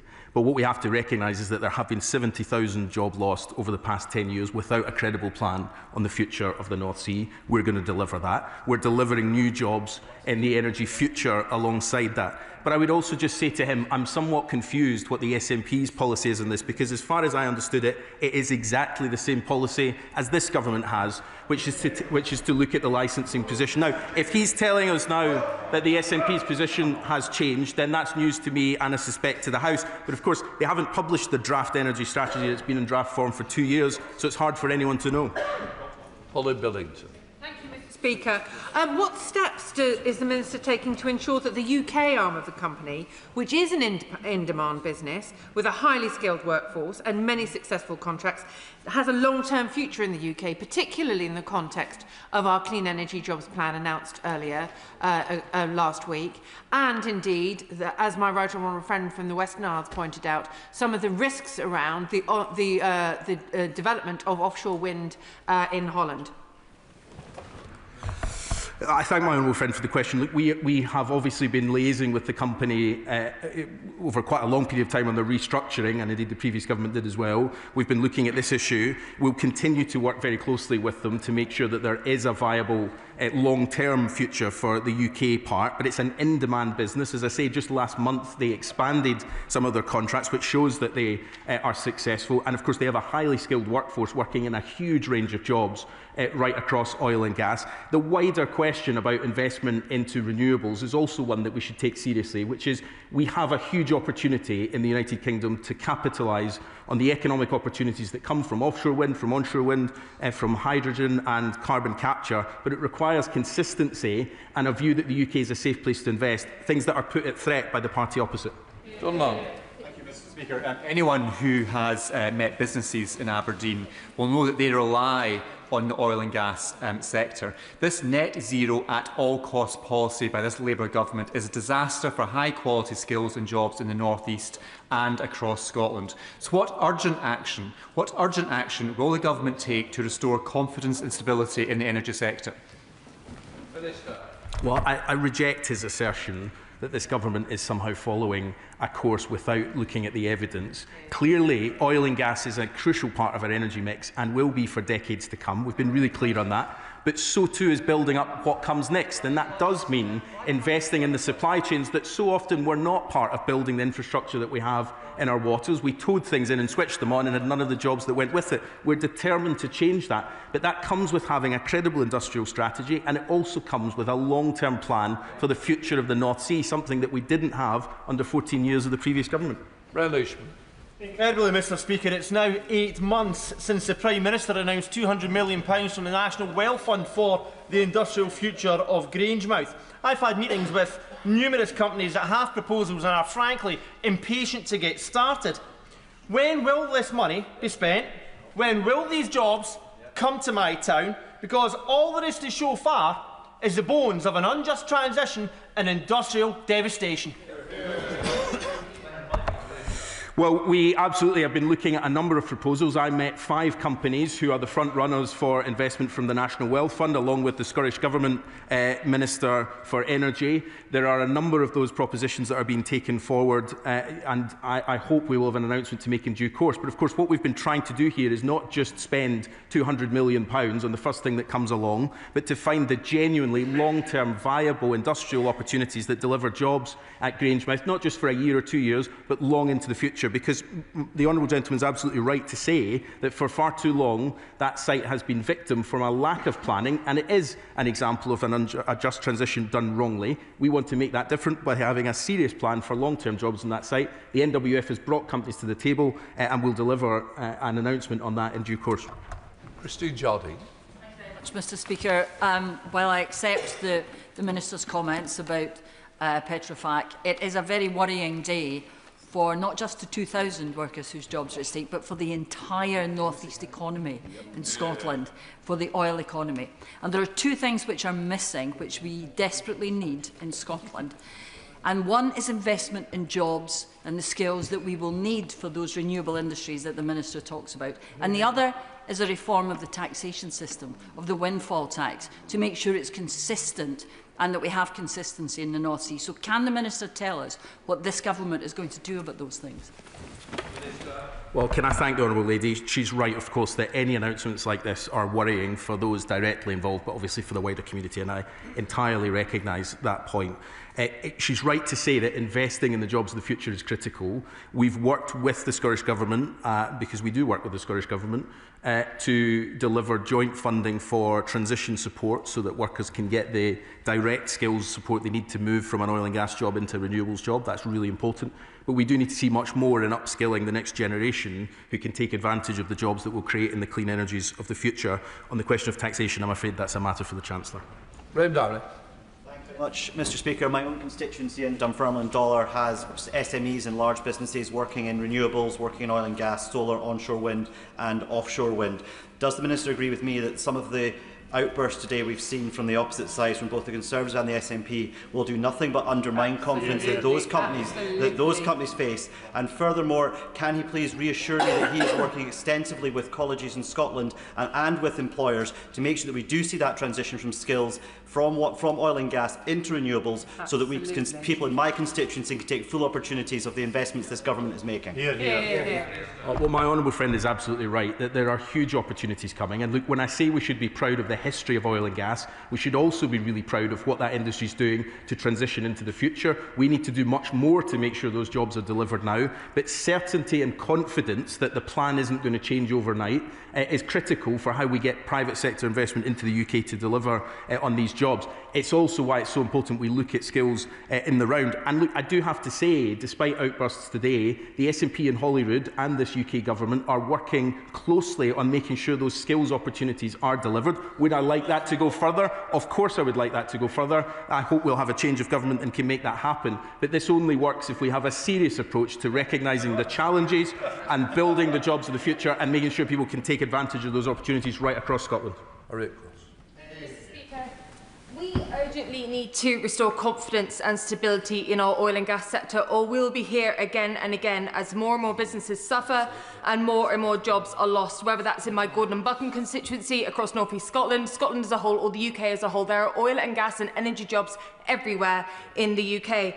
The future of Petrofac's 2,000 skilled and expertise staff, but also the indirect jobs that rely on them, are now at risk, and are at risk based on the Petrofac being able to find a buyer for its North Sea assets. Does the Minister think that the job of finding a buyer has been made more or less likely, given what the government has created, in the industry words, being the most unstable fiscal environment in the world? I have to say, Mr. Speaker, I have enormous respect for the Honourable Lady, but this is not the day to be talking down this particular company. Now, she can make the wider points about this government's policy, and I totally recognise that, but this is a hugely important moment not to undermine a successful and growing company, to make sure that the suppliers and companies and customers of Petrofac continue to support that business, because it is operating, as of today, as normal. And I think it is incumbent on all of us to make sure that that continues to be the case. We are obviously making sure that we're working closely with the company to make sure that outcome is delivered, because she's right to say about the wider impact. But those 2,000 jobs have continued as normal today. The supply chain jobs that rely on those 2,000 jobs have continued as normal today. And any suggestion to the contrary is just not correct. Christine Sullivan. Does my honourable friend agree with me that it is important to speak responsibly, with care and accuracy, around the successful UK arm of Petrofac, because to do otherwise will only serve to undermine the business and job security that we all want to see across this House? And what steps is he taking to ensure it has a long-term future in the UK?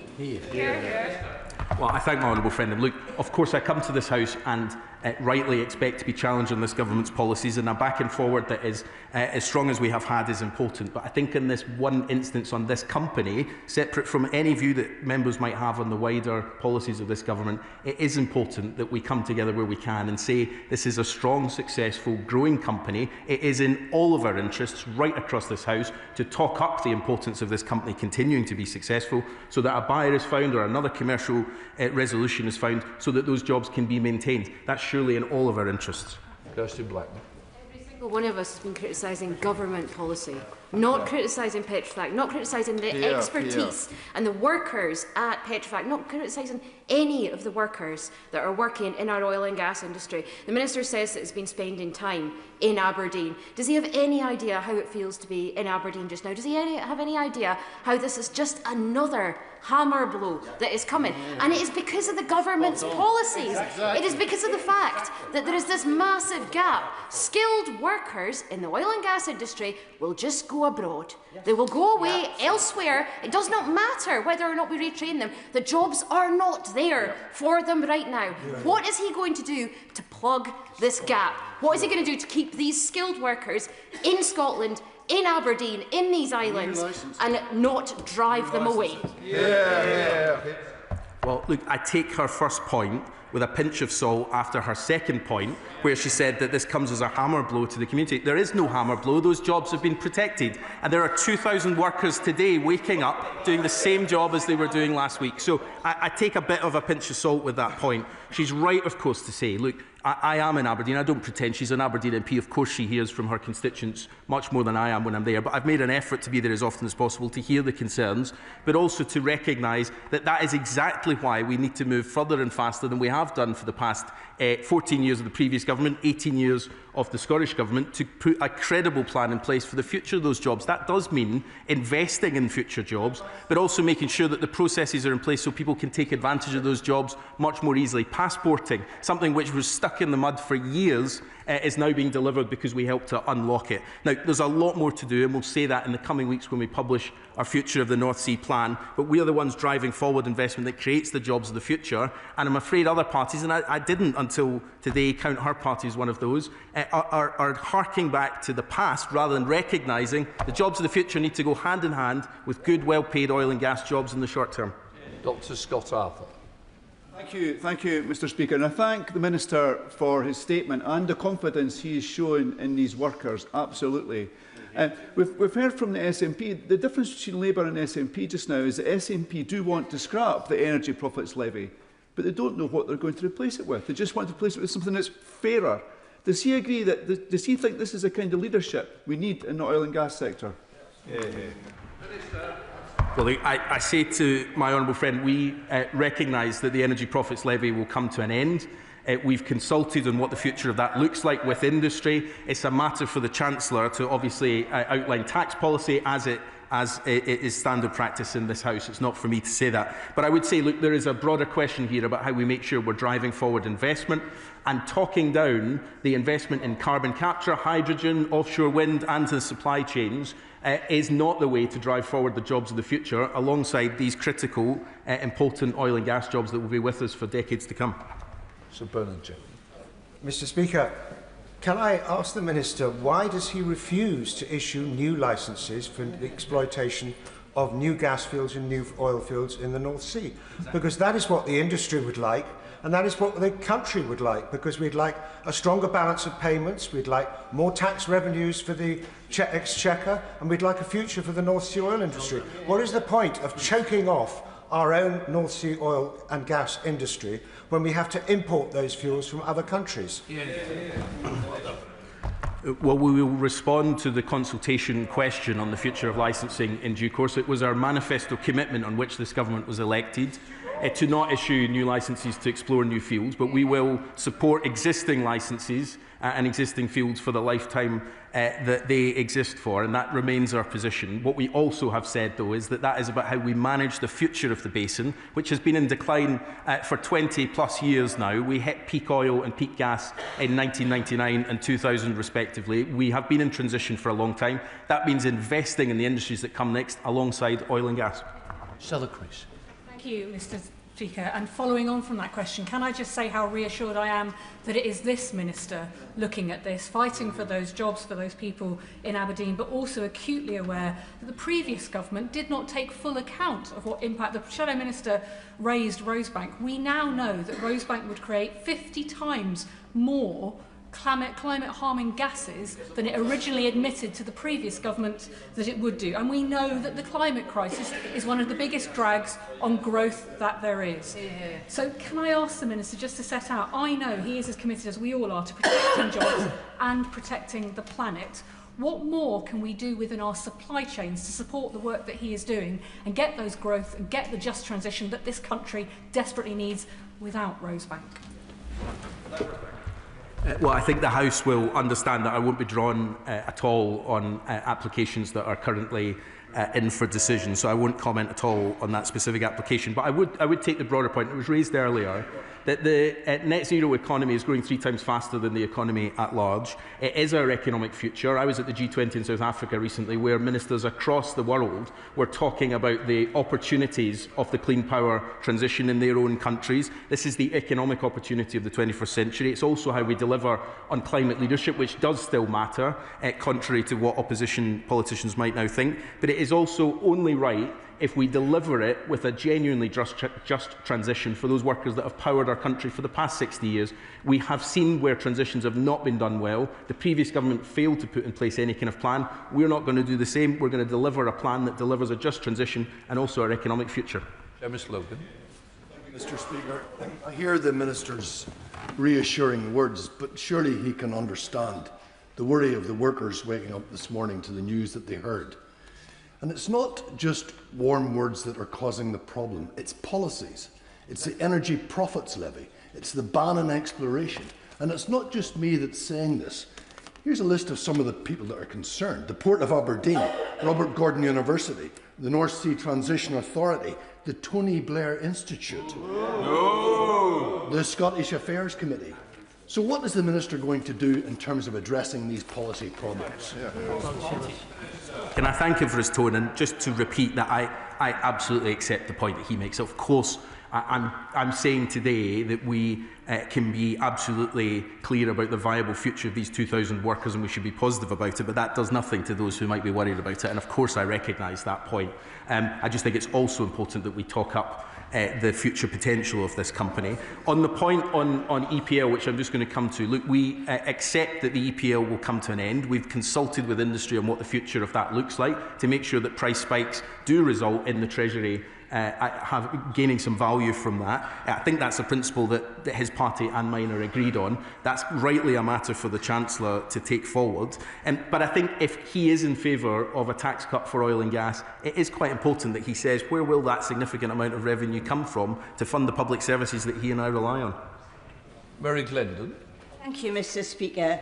I welcome the government's mention of tiebacks in a recent consultation earlier this year. But their development is important because it reduces costs and extends the life of existing critical infrastructure. However, many existing hubs are reaching the end of their life.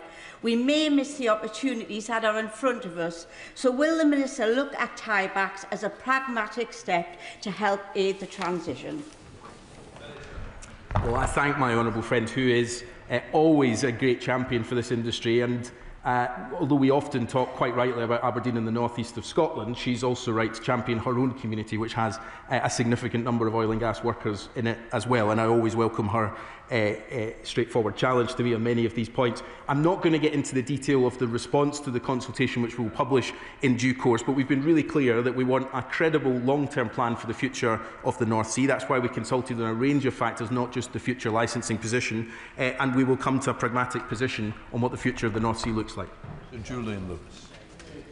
How many years does the government estimate we shall have to keep importing foreign oil and gas as a result of not being allowed fully to exploit our own supplies?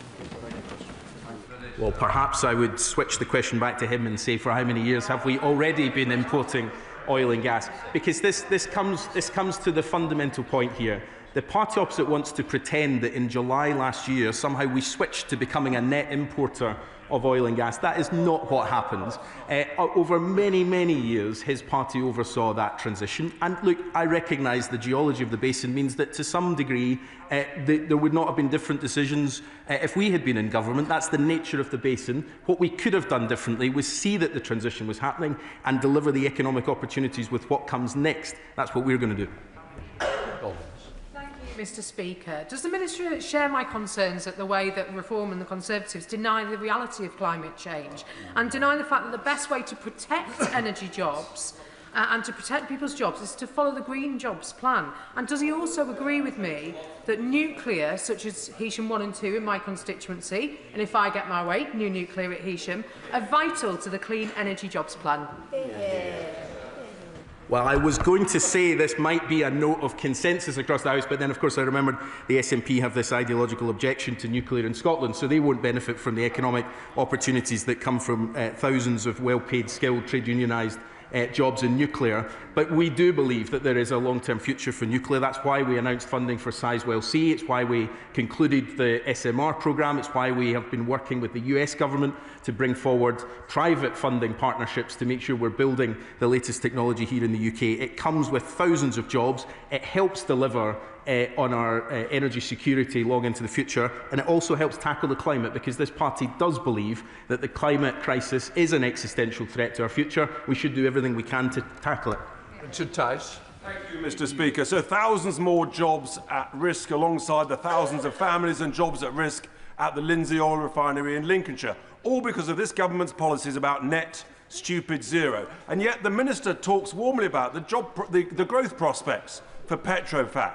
To grow, you need an industry. To have an industry, you need more oil and gas licences. So will the Minister change course and now allow the exploration and more licences to produce oil and gas in the North Sea?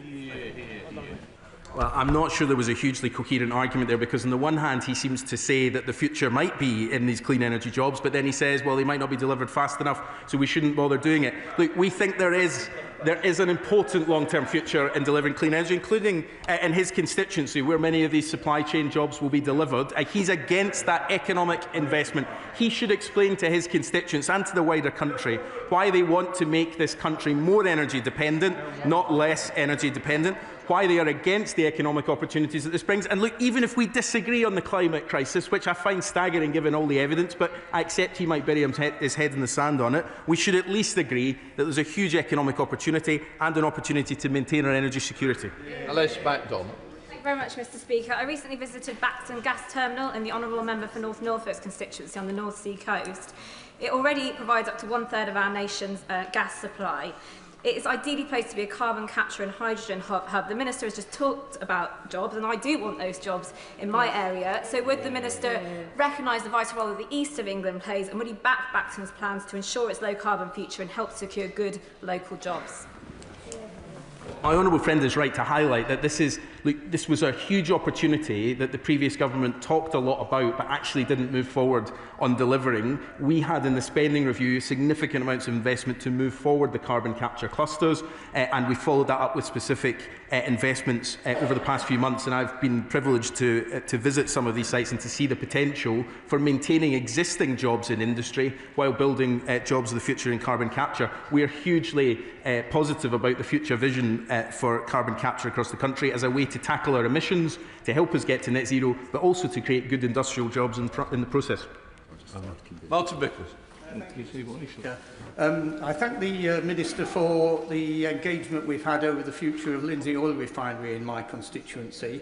Is he in a position to give any indication of what support the government might give and when a final decision might be taken? And would you at least acknowledge that new licences in the North Sea would actually offer job opportunities for those people whose jobs are at risk? Well, can I also thank him for the engagement that we've had on this issue? Obviously, the failure of the previous company that was running the Prax Lindsey Oil Refinery has had a really significant impact. We've been working to make sure that there is the process that the official receiver is going through is concluded as soon as possible. It's for them to decide who the potential buyers are. There is a short list of credible candidates that they are looking at, but given the nature of the insolvency, it's not for the government's decision to decide what's built there next. On his second point, look, I genuinely don't think that the licensing question is the future of jobs for that particular site. We want to build up an industry in that site for the future, that those are long-term sustainable jobs, and all the evidence we've seen about managing the future of the North Sea Basin is that while that's important for many years to come, it's not the long-term future for the North Sea. Thank you, Mr. Speaker. It's very important to increase the number of skilled jobs in renewables and in hydrogen. I welcome the Minister's mention of the plan. Can he say more about the Government's Clean Jobs Plan? And in particular, can he say more about training and development for younger staff and also retraining for existing staff? Well, can I thank my honourable friend for the question, and particularly for mentioning, as he did at the end, retraining, because what we're seeing across the energy system at the moment is huge opportunities for people in the middle of careers to transfer into the energy system. We've been looking just in the past few weeks about a scheme to support veterans leaving the armed forces to get jobs building infrastructure. There's huge opportunities there if we can capitalise on this clean energy transition. We also need to invest in the future of the next generation of workers. In England, we're looking at technical training colleges to make that happen. Funding goes to the Scottish Government to do that in Scotland, and of course to the Welsh Government as well. The future of our energy system is clean energy. We want to make sure we've got the jobs and the training opportunities that go with it, so that the people of the country get the economic advantage as well as the country getting the energy security. Dr. Ellicha. Thank you. Mr. Speaker, the Petrofac news today has nothing to do with UK oil and gas policy. This is a company with a long history of financial challenges, mismanagement, fined millions for bribery, lost £6 billion in value since 2012, and now lost a contract with the Netherlands. Does the Minister therefore agree with me that any attempt to claim otherwise is blatant political point scoring by the Tories and others with a head-in-the-sand climate denial agenda, and is a distraction from what really matters, which is ensuring that every worker's job who is affected by today's news is properly supported? Well, look, I agree with the honourable lady on the wider point here, which is that, as I outlined in my opening answer, Petrofac has not had its troubles to seek. She outlined a number of those in her question there. But I want to reiterate that the UK arm of this business is a successful, growing business. We want to make sure that that continues and that there's a buyer or another solution to make sure that that can continue long into the future. I think others will seek to politicise this for their own political narratives. I think it's incumbent on all of us to send as positive a message as we can to the workers, the suppliers and the customers of Petrofac that the UK arms continue to operate as normal and that we want that to continue into the future. Stuart. Thank you, Mr. Speaker.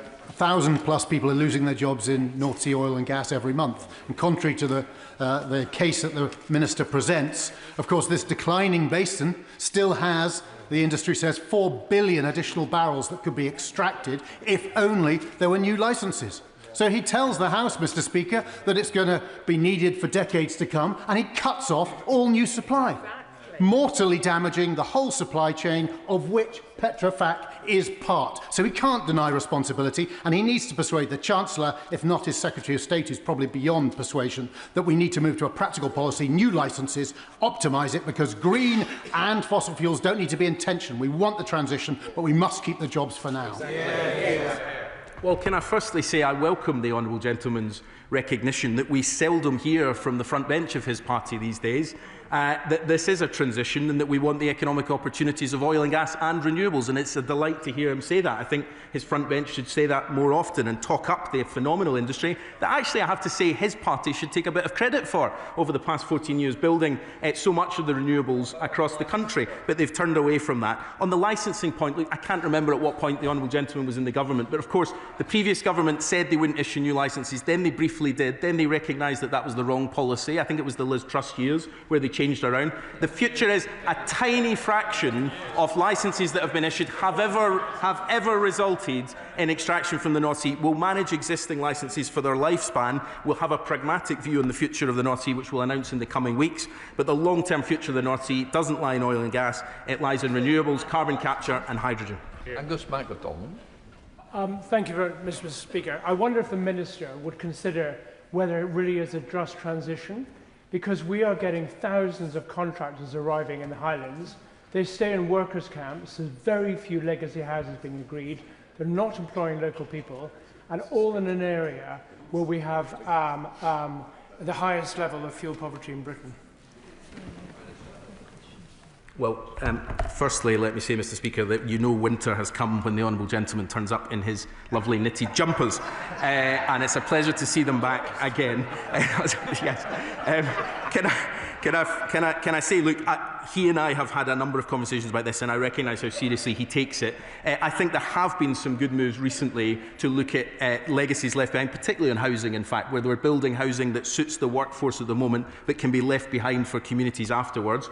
There's a lot of work that we need to see in partnership with the Scottish Government, who of course have responsibility for housing policy, to make sure that those opportunities are taken forward. My honourable friend, the Minister for Consumers, will be saying much more in due course about our plan for warm homes. That will result in significant spending in Scotland, but in the hands of the Scottish Government, who have cut this budget time and time again. I hope they'll change their ways and help support his constituents to have warmer homes this winter.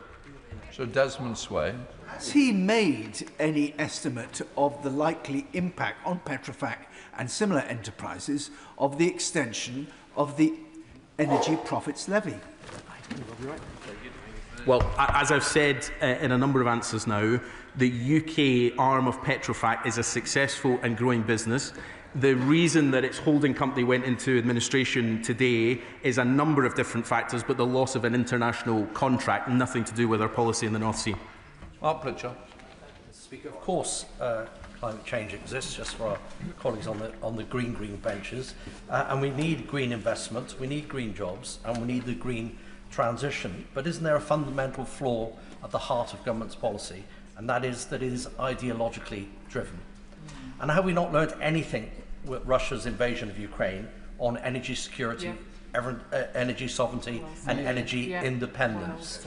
And I put it to the Minister, with the greatest respect, in the medium to long term, if we continue down this track too quickly, too fast, without a stable transition for both workers and for the energy sector, that we could end up being, actually, the government could be in a position of undermining the UK's national security. Well, I thank him for the way he's put the question. And I would firstly just say, look, energy security is at the heart of what we're trying to do, because our exposure to fossil fuels is what led to some of the most significant price spikes in all of our constituents' bills that they are still facing today. Our continued exposure to the impact of Russia's invasion of Ukraine, even though none of that Russian gas now reaches us, is because of the international markets that drive it forward. So the only way to take back control of our energy is by building the clean power system of the future. But the pace of that transition is absolutely right. We are driving forward momentum now to make sure that the investment comes forward to create the jobs in the economy right now. That's been successful, £50 billion just in the past year of private investment. My view is that we should have recognised 10 or 20 years ago, under the previous Labour government and under the previous Conservative government, that a transition was underway and put in place then a credible plan for protecting these jobs. That wasn't done, but we are now determined to do it so that the future transition for oil and gas workers is into good, well-paid jobs in renewables, carbon capture, hydrogen and other technologies, and so that we have a genuinely just and prosperous transition. Lynnis Meddy. Cyfarwydd, job losses in the North Sea come from the lack of strategic energy transition plan. The same applies to nuclear in Wales, where the lack of a plan for Wilfa has seen nuclear jobs on Ynys Môn fall to a record low. Does the Minister agree that future-proofing our energy industries against job losses and rising costs requires a clear strategy and timely decisions from this government? Well, I thank the Honourable Lady, who takes every opportunity possible, quite rightly, to ask me about her constituency and a range of energy issues in her constituency, and I thank her for that. Look, the SMR programme we inherited from the previous government. We've concluded Rolls-Royce winning that competition. The future of nuclear will be taken forward with our Hinkley Point C, Sizewell C, and the future of the SMR programme, but also private sector investment in the US and UK partnership to build it.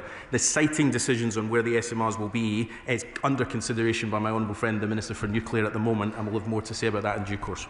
Dr. Caroline Johnson. For everyone who likes it. This government likes to tell people that growth is its first priority, but growth requires abundant and cheap energy. Does the Minister recognise that the current government's policy, that the only thing it's growing by crippling the oil and gas industry, is domestic prices, business prices, and the number of job losses in the oil and gas industry? No, I don't. And look, The clean power that we're trying to build is how we make sure we get gas off as the price setter on our system. Gas, at this moment in time, sets the price 80% of the time, despite it actually being clean power that's often powering the country. That's a problem that we have to get off so that all our constituents benefit, but also businesses benefit from cheaper power. And of course, the cheapest form of electricity that we can build at the moment is solar, and I know the Honourable Lady objects to a number of those schemes in her own constituency, as she's perfectly entitled to do. But I would say to the party opposite, if we want to build a power system that brings down bills, they have to support the infrastructure that goes with it. Neil Shastrahurst. Thank you very much, Madam Deputy Speaker. And sadly, this is not an isolated case. Regrettably, it's a pattern of decline that we are seeing under this government. So can the Minister set out how many companies must go under before the government realises that Great Britain cannot build a resilient and secure energy system without shutting down the energy industry? Well, let me just challenge the premise of his question once again. Petrofac's UK arm has not gone under. It is working today as it did yesterday and the day before and the day before, and it will the day after. It is a successful, growing business, and we have a responsibility to talk up that industry to make sure that it has a viable long-term future. We'll continue working intensively in the next few days with the company to make that happen, but we do have a responsibility not to undermine a successful business, which is what the UK arm of Petrofac is. The company that went into administration today is the top co of Petrofac, which has no employees. Richard Ford. Deputy Speaker, the UK's electricity price is set by gas 98% of the time. By contrast, the electricity price in the EU is set by gas less than 40% of the time. If the electricity price in the UK was set by the price of clean energy more often, wouldn't the UK be a more attractive destination for investment in energy generation? Well, the honourable gentleman put it absolutely right, and I think the shadow front bench said no in response to that. Look, the only way that we deliver long-term energy security is to get off the roller coaster of fossil fuels. The future is in clean energy. We see that across Europe, where nuclear and renewables are driving down the cost of electricity, but also insulating them from the price spikes that we've seen from things like Russia's invasion of Ukraine. We are too exposed to gas at the moment, and that's why our electricity prices are high, even though for so much of the day our power is being generated by clean energy, which is considerably cheaper. Clean energy is the economic opportunity of the 21st century. It's how we deliver our energy security, how we tackle the climate crisis, but how we bring down bills for people now and in the long term. Lewis Copping. Thank you, Madam Deputy Speaker. While Labour continue down the path of net zero, UK now imports over 40% of its total energy needs from overseas. With the UK being the second most expensive country in the world for household electricity, will the Minister issue new oil and gas licences so we can get oil and gas out of the North Sea to support jobs and help energy companies cut fuel costs for people right across these aisles? Well, I don't know if it says in the footnote to his question that even if we were to issue new licences, what we would extract from that North Sea would be traded on the international market, and we would pay the price that is traded on the international market. So I'd like to understand his logic on how that helps us to bring down bills, which is not the case. Let me just be really clear. The long-term future of our energy system is in a mix of nuclear and also in renewables.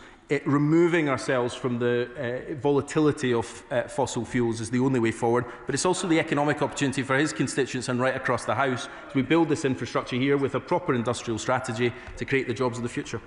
Gregory Stafford. Thank you, Madam Deputy Speaker. Can the Minister explain to my Farnham and Borden constituents how the ban on new drilling for oil and gas, whilst importing gas from other countries at a higher cost, is going to bring their bills down by £300? And when is that going to happen by? Well, I'll say to his constituents and to anyone's constituents that we have seen over the past few years, his constituents have been paying the price, in fact, for what happens to our exposure to fossil fuels. It was the previous government that had to spend tens of billions of pounds reducing people's bills because of our exposure to fossil fuels. He's perhaps forgotten about that, but I can tell you his constituents will not have, because they're still paying the price for it. This government's determined not to make the same mistake again. They're willing to go back to the fossil fuel casino again and again and again and hope it gives them a better hand. We're going to build the clean power system of the future and bring down bills for good. Jim Shannon. Thank you, Madam Deputy Speaker. I have a number of constituents who work in the North Sea oil and gas industry and depend on that for their employment. The Minister will be aware that if a buyer is not found, the knock-on effect will not be limited to those families facing redundancy, but to a nation with energy security. So does the Minister not accept that the uncertain government support has had a natural effect on the future sustainability of this industry, and that we need to be realistic and acknowledge that government needs to continue to invest in the industry until we approach that far-off time when just perhaps we don't need that oil and gas? Look, I always welcome the honourable gentleman's contributions in our many debates on energy here and in Westminster Hall. He's right, of course, that the impact of job losses go well beyond just the individuals. I would just reiterate in this case there have been no job losses in the UK. This company continues to be successful and it's in all of our interests to make sure that remains the case. On his wider question, look, I know that the impact of supply chain jobs in his constituency and across the country are felt. That's why we need to building the new energy infrastructure here as well, because for too long all of those offshore wind platforms that were towed into British waters gave jobs to other countries instead of jobs here in the UK. We're determined to do something different about that, and that's why we're driving forward investment in the supply chains to make sure there's a viable future for his constituents and across the country. And that concludes the urgent question. I'll give the front benches a few moments to swap over for the House to settle.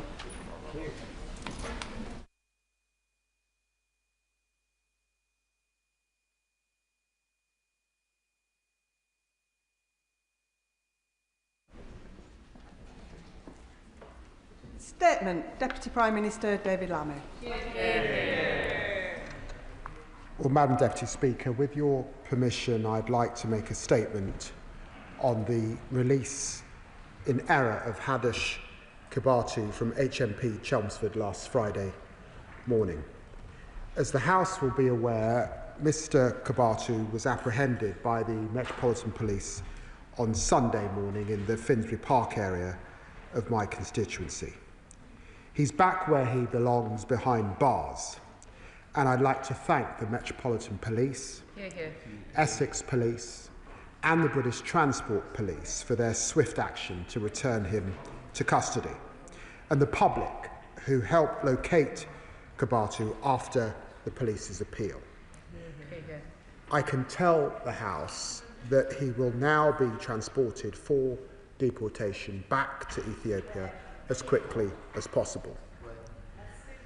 However, this does not change the fact that Mr Kebatu's victims are rightly outraged about what has happened. And I'm livid on their behalf. And on behalf of the public, this was a mistake that should not have happened.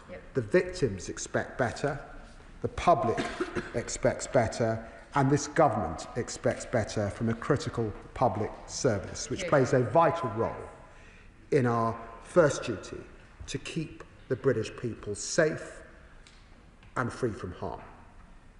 Madam Deputy Speaker, on Friday the 24th of October, Mr Kebatu was scheduled to be transferred from HMP Chelmsford to an immigration removal centre, from which he was to be deported. Due to what appears to have been human error, he was instead released into the community at 10:25 a.m. Shortly after 12 p.m, concerns were raised about the release to the duty governor, and following checks, staff were dispatched to locate him. When it became clear that he was no longer in the vicinity of the prison, Essex Police were notified and a manhunt began.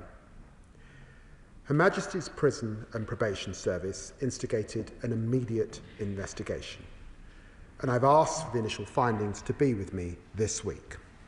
And the House will appreciate that in the meantime there is a limit, obviously, on what I can say, but members will be aware that there are national security considerations within a case like this, and I will update the House in the appropriate way as soon as I can. But what I can say today is that there must and there will be accountability for what has happened. Madam Deputy Speaker, when I was first informed of the release in error, I spoke immediately to the duty governor at Chelmsford and senior HMPPS leaders to understand what was known and seek assurances about the immediate measures being taken. I tasked my officials working through the night and coordinated a response with the Home Office and the police. And I'd like to put on record my thanks to the Home Secretary for her engagement over the weekend. I also chaired 3 operational meetings with the police, and on Sunday was able to travel to Wood Green Police Station just outside my constituency to personally thank the police officers who caught Kebatu. Madam Deputy Speaker, I've been clear from the outset that a mistake of this nature is unacceptable. We must get to the bottom of what happened and take immediate action to try and prevent similar releases in error to protect the public from harm. First, on Friday, I instructed the CEO of Her Majesty's Prison and Probation Service to carry out an urgent review, to look at the checks that take place when a prisoner is released and identify immediate changes that could be made to the process in order to mitigate against the risks of release in error. As a result, HMPPS have taken steps to make these processes more robust. There will now be more direct senior accountability for ensuring protocols and checks are correctly applied, including a clear checklist for governors to determine that every step has been followed the evening before any release takes place. These are the strongest release checks that have ever been in place, and they will apply to every release from custody and are effective immediately. Second, any foreign national offender being removed through the early removal scheme, the scheme through which Kebatu was supposed to be removed from the country, can now only be discharged when the duty governor is physically present, and there will be no ERS removals from HMP Chelmsford for the rest of this week. And third, I'm today announcing that there will be an independent investigation by Dame Lynn Owers. I spoke to her yesterday, former Deputy Commissioner for the Metropolitan Police and Director General of the National Crime Agency, and she will fully establish the facts of Kebatu's release and whether staff had sufficient experience, training and technology, and she will also talk to the victims in this case to understand the effect this incident had on them. Her report will highlight points of failure and make recommendations to help prevent further releases in error, which have been rising year on year since 2021, going from 9 per month on average in 2023 to 17 per month in the period spanning January to June 2024. And I'm clear that a single release in error is one too many, which is why we have launched this independent investigation. And I can tell the House that it will have the same status as those into other prison incidents, including the awful attack on 3 prison officers at HMP Frankland in April of this year, and the escape of Daniel Khalife from HMP Wandsworth in 2023 under the last government. Madam Deputy Speaker, releases in error are a symptom of a system that we inherited from the party opposite. Truth hurts. Jails were full almost to breaking point, and the threat of total collapse in law and order. The fact is that we were left with prisons reeling from historic funding reductions. Madam Deputy Speaker, a 24% real terms cut from 2010 to 2015 and 30% cuts in staffing, leaving us today with over 50% of frontline prison officers having less than 5 years' experience. It's little wonder, then, when the system has been brought to its knees, that errors like this happen. We must also be honest that the previous government's approach to this crisis, piecemeal, complex emergency releases in the hope that the system wouldn't collapse, has added to a level of complexity and pressure that makes errors more likely. This government has been transparent about the difficult decisions necessary to fix the mess for good so that prisons can keep us safe, and future governments need not find emergency solutions to free up capacity. And this government has brought forward the sentencing bill currently making its way through this House.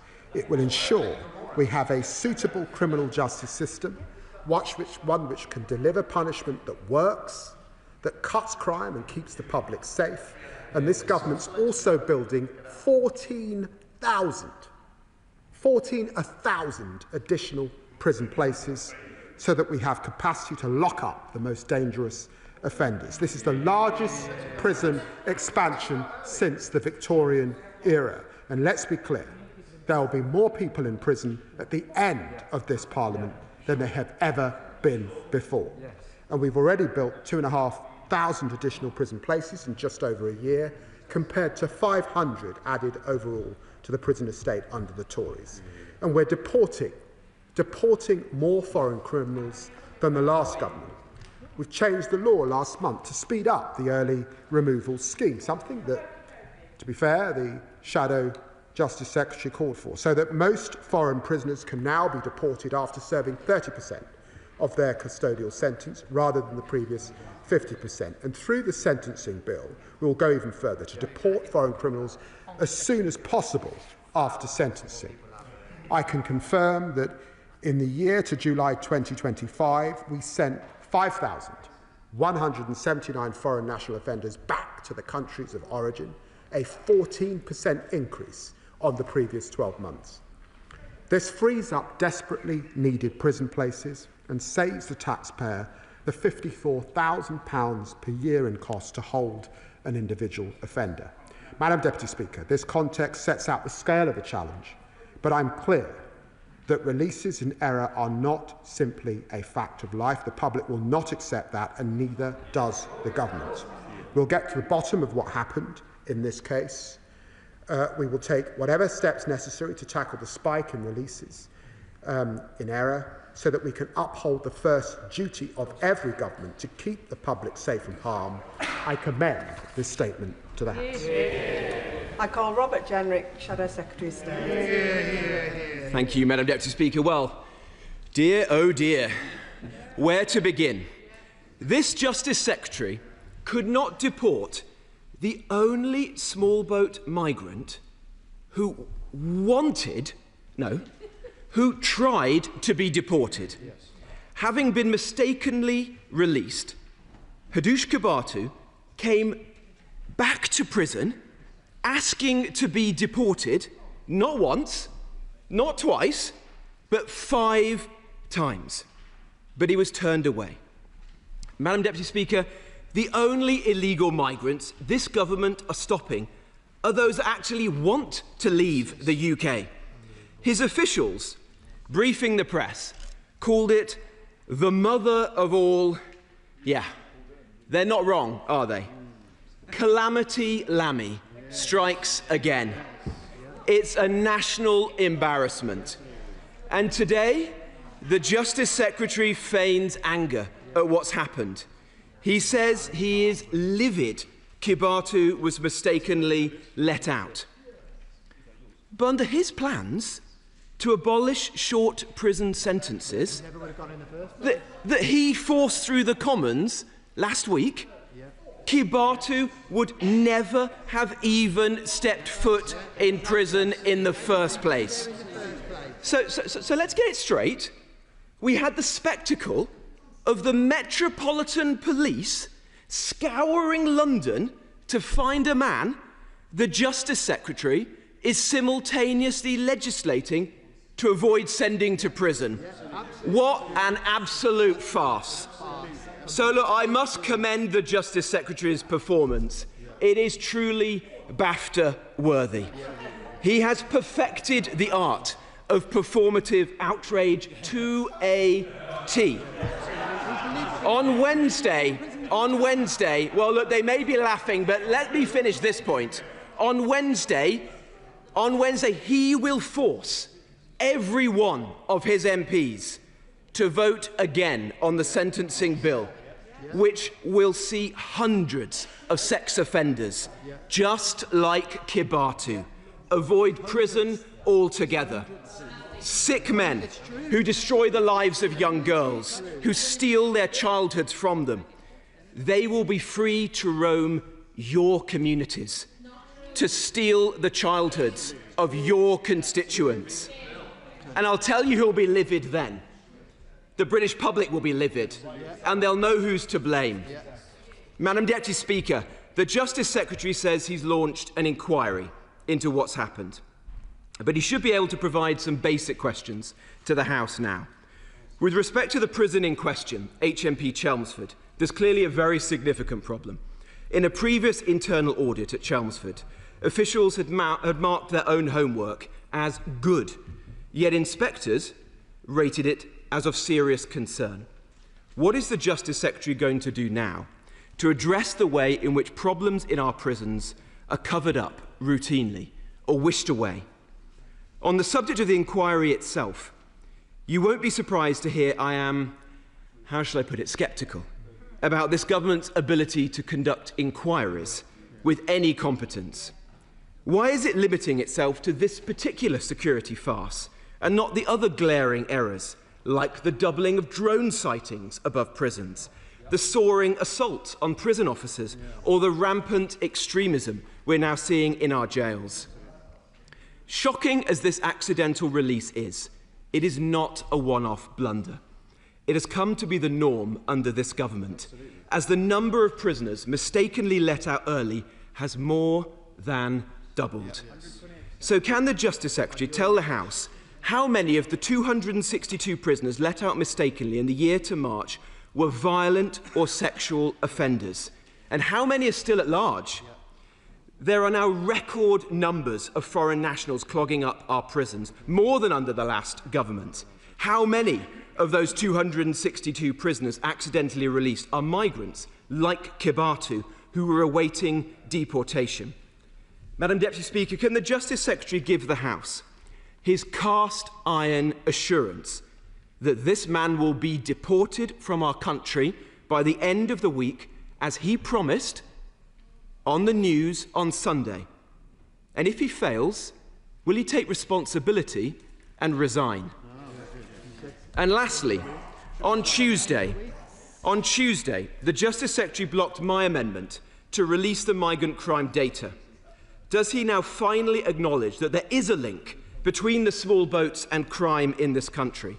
And will he call the small boats out for what they are, a national security emergency? Madam Deputy Speaker, this man should never have been in our country in the first place. That's the truth. He should have been detained. He should have been deported. Instead, he was put up in a hotel in Epping and allowed to prey on schoolgirls. Now we learn that some Labour officials privately concede that they were wrong to scrap the Rwanda plan. Be in no doubt, from start to finish, the Kebatu fiasco was a creation entirely of Labour's own making. So I say to the Justice Secretary, there's no point coming to the House today professing to be livid at the consequences of your own policies. The British people, they can see straight through you. Madam Deputy Speaker, this is a serious issue, and that's why there will be a full independent investigation. The Shadow Justice Secretary, I'll give him this, he's smooth. But as my mother would have said, if he was chocolate, he'd lick himself. He should hang his head in shame. The crisis in our prisons that we're faced today is because of 14 years of failure under his government. As they were packing their bags, and he knows this, to leave office, temporary release failures were under his watch. They presided over 17 mistaken releases per month. This didn't happen overnight. It was not inevitable. It was the choices that his party made through 14 years of chaos.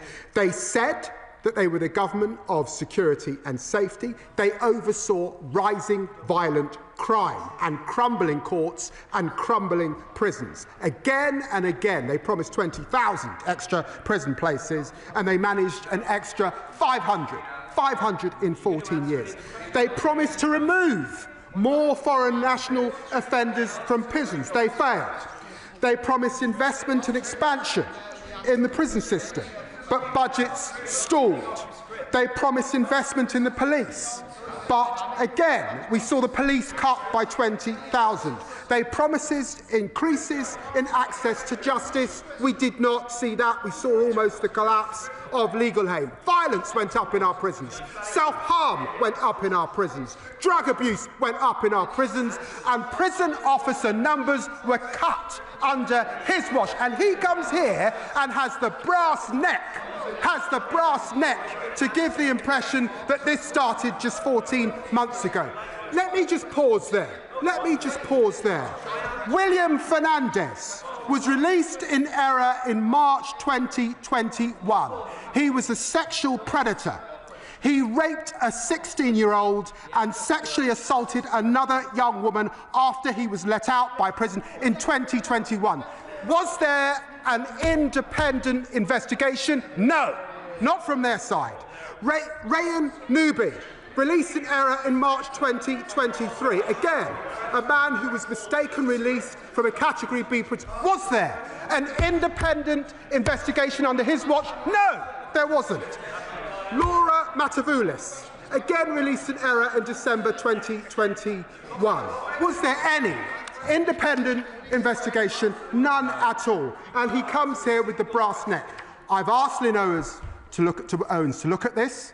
I've asked her if she can do it in 8 months. Of course, we'll come back to the House when in 8 weeks, when that is done. And all of what he has said, what happened, looking over this period of time, is subject to that review. And then he says that the sentencing review will actually let more foreign nationals out. He's wrong. We've actually brought down the threshold so that you can now be deported with just a suspended sentence. He knows that. Read clause 42 of the bill and he will understand it properly. Chair of the Select Committee, Andy Slaughter. Thank you very much, Madam Deputy Speaker. Given the pressure on prison front desks and the complexity of rules for release, this was an accident waiting to happen. One thing that might bring down the number of releases in error is the digitising of prisoner records. On visits to prisons, Justice Committee members are often horrified to find them relying on handwritten files. While some parts of the justice system are entertaining AI, why are prisons still run on pen and paper systems? Minister. Well, the right honourable friend raises a very important point, and he knows that up to this day, in part because of concerns about the use of technology by prisoners, there largely isn't Wi-Fi or anything like that available on our prison sites. And for that reason, it is a paper-based system which will always be subject to some human error. But in the context in which, under the last government, there was this continued early release scheme done on the quiet, and indeed because of the changes that we're making in the sentencing bill, it is right that we have a proper look at this. And I did discuss it with Lynn Owens when we spoke yesterday. Liberal Democrat spokesperson Jess Brown-Fuller. Thank you, Madam Deputy Speaker. We in the Liberal Democrats are relieved that Kebatu has been recaptured after what must have been a terrifying few days for his victims, and echo the Justice Secretary's remarks thanking Essex Police, the Metropolitan Police and British Transport Police. But, Madam Deputy Speaker, his recapture doesn't excuse the serious mistakes that caused this to happen in the first place. It's totally unacceptable that the safety of the public was ever put at risk. HMP Chelmsford is a remand prison, one that regularly deals with prisoners coming and going, and therefore should be entirely capable of handling situations like this. Yet we know from His Majesty's Chief Inspector of Prisons that there are deep-seated inadequacies at Chelmsford, including inexperienced staff and a lack of adequate training, especially identified in pre-release documents. At the same time, we have seen worrying trends nationally in mistaken prisoner releases, with 262 prisoners released by accident in the year 2025, up from 115 the year prior. So we in the Liberal Democrats do recognise that the government inherited a mess when it comes to prisons, but they should have taken serious steps to address the shortfalls and staffing issues in prisons, which are now clearly putting the public at risk. So I would like to ask the Secretary of State what steps his government is taking to address work culture and training issues in our prisons, especially those like HMP Chelmsford, where concerns have already been raised in the past. I welcome the Secretary of State's announcement of an independent investigation following repeated calls by my honourable friend, the member for Chelmsford, whose constituents were put at risk. But can he confirm what consequences those found at fault will face? And pending the outcome of the investigation, does he agree that anyone responsible should face the sack? Does he believe that the new safeguards that he is putting in place will prevent this from ever happening again? And finally, for Kebatu's victims, who will have spent the weekend incredibly distressed, what support was provided to those victims and their families over the weekend when they were aware of the perpetrator being at large, and will that support continue on? Secretary of State. Well, I'm very grateful to the Honourable Lady for the tone of her remarks. And she's absolutely right that it was entirely unacceptable.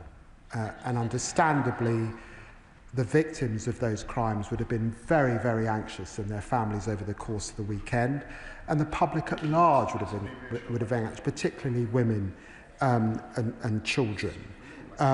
She is right, however, that there are issues, because we now have 50% of staff in our prisons who are effectively new on the job as a result of what we inherited. And it is important that we give them the appropriate support and training over this period.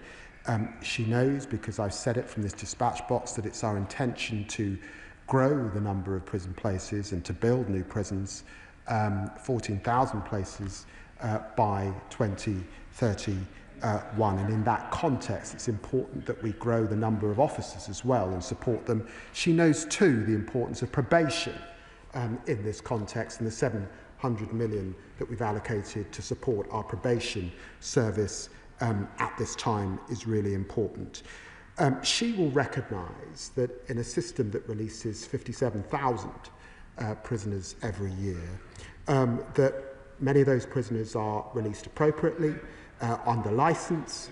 Some of those prisoners are reporting to probation, they're reporting to home, they're reporting for tags, and many of them, a proportion that's gone up, are reporting for early removal. And it's for all of those reasons that it's important that Lynn Owers gets to the bottom of what happened in this circumstance. Matt Bishop. Thank you, Madam Deputy Speaker. On the weekend, we heard comments from party members opposite talking about this being the Labour Party releasing this prisoner early. This is a rather silly comment. The Labour Party didn't release anybody. Okay. However, I wonder if the Deputy Prime Minister would agree with me that actually what does cause, contribute and create problems such as where these mistakes can genuinely happen has not come from the 14 months we've been in power, but the 14 years of austerity and cuts that the party opposite caused. Secretary of State. Well, I'm very grateful to the honourable gentleman. I just think, as a statement of fact, the party opposite does recognise the inheritance that we had in this context was poor. Now, the public want to ensure that whomever is in government keeps them safe, and that people aren't being released from prison in the wrong way. And that's why it's important that there's a full independent investigation into this, and that the system learns the lessons. I listed previous cases where there was no full or independent investigation. We could have learnt from this earlier if the other party had acted. Father of the House, Sir Edward Lee. The crisis about small boats crossing the Channel is utterly debilitating and is alienating millions of people from the whole political process. And imagine how the whole atmosphere would lighten if the government had come here today and said, this sort of farce can't continue, and from midnight tonight, if you land illegally on these shores, we will get out of any convention, you will be detained and deported immediately from where you've come from. But I want to ask a particular constituency point.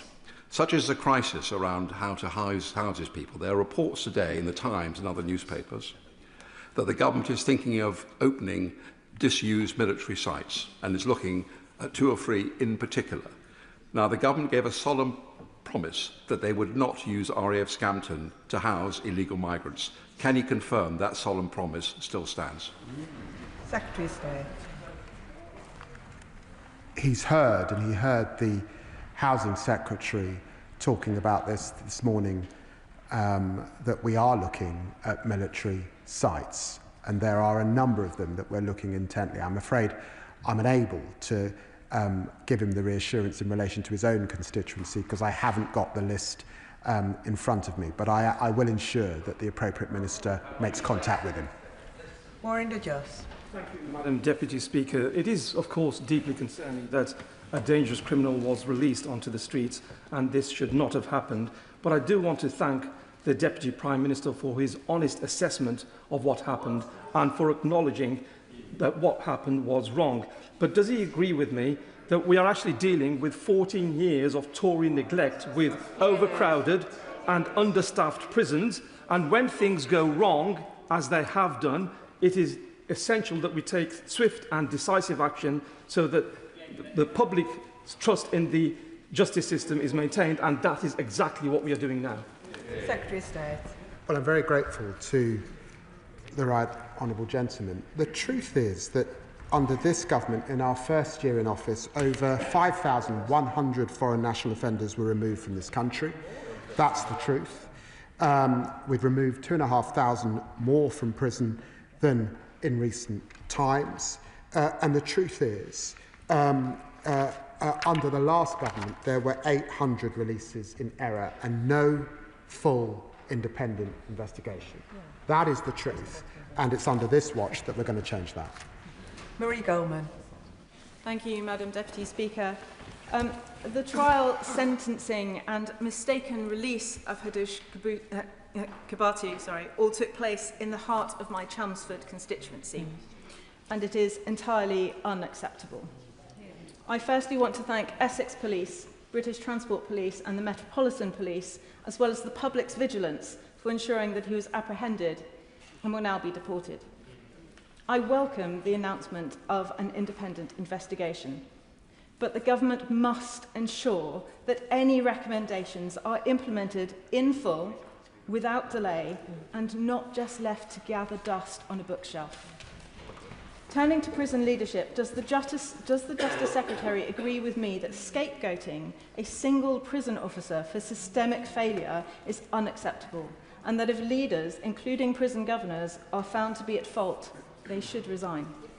Secretary of State. Well, I'm very grateful to the honourable lady, and I know that this has been shocking for her constituents, and I know that the reports and the scenes of this prisoner wandering around Chelmsford will have been incredibly disturbing, and particularly disturbing for the victims of her crime. And I know that she has spoken to the prisons minister, and I'm very grateful that she reached out in the way that she has, and I think she's spoken to the governor as well.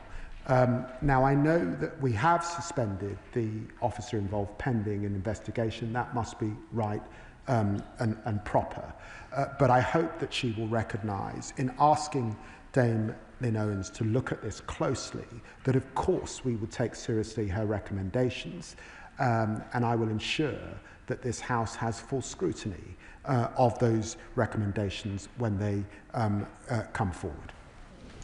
Kim Johnson. Thank you, Madam Deputy Speaker. The case of Kebatu exposed deep failings in our prison system. As a result, as we heard, 14 years of failure by the previous Tory government. Failings made worse by chronic staff shortages. Now, the immediate reckless skilled visa rule change risks forcing hundreds of experienced overseas officers out of the service overnight. At HMP Liverpool, 40% of staff could be affected, so can the Minister explain how stripping our prisons of trained staff will make them safer or help prevent further failures like these seen in Mr Kebatu's case? very grateful to my honourable friend, and I want to reassure her that the Prison Minister is talking to Home Office colleagues about these very same issues at this time.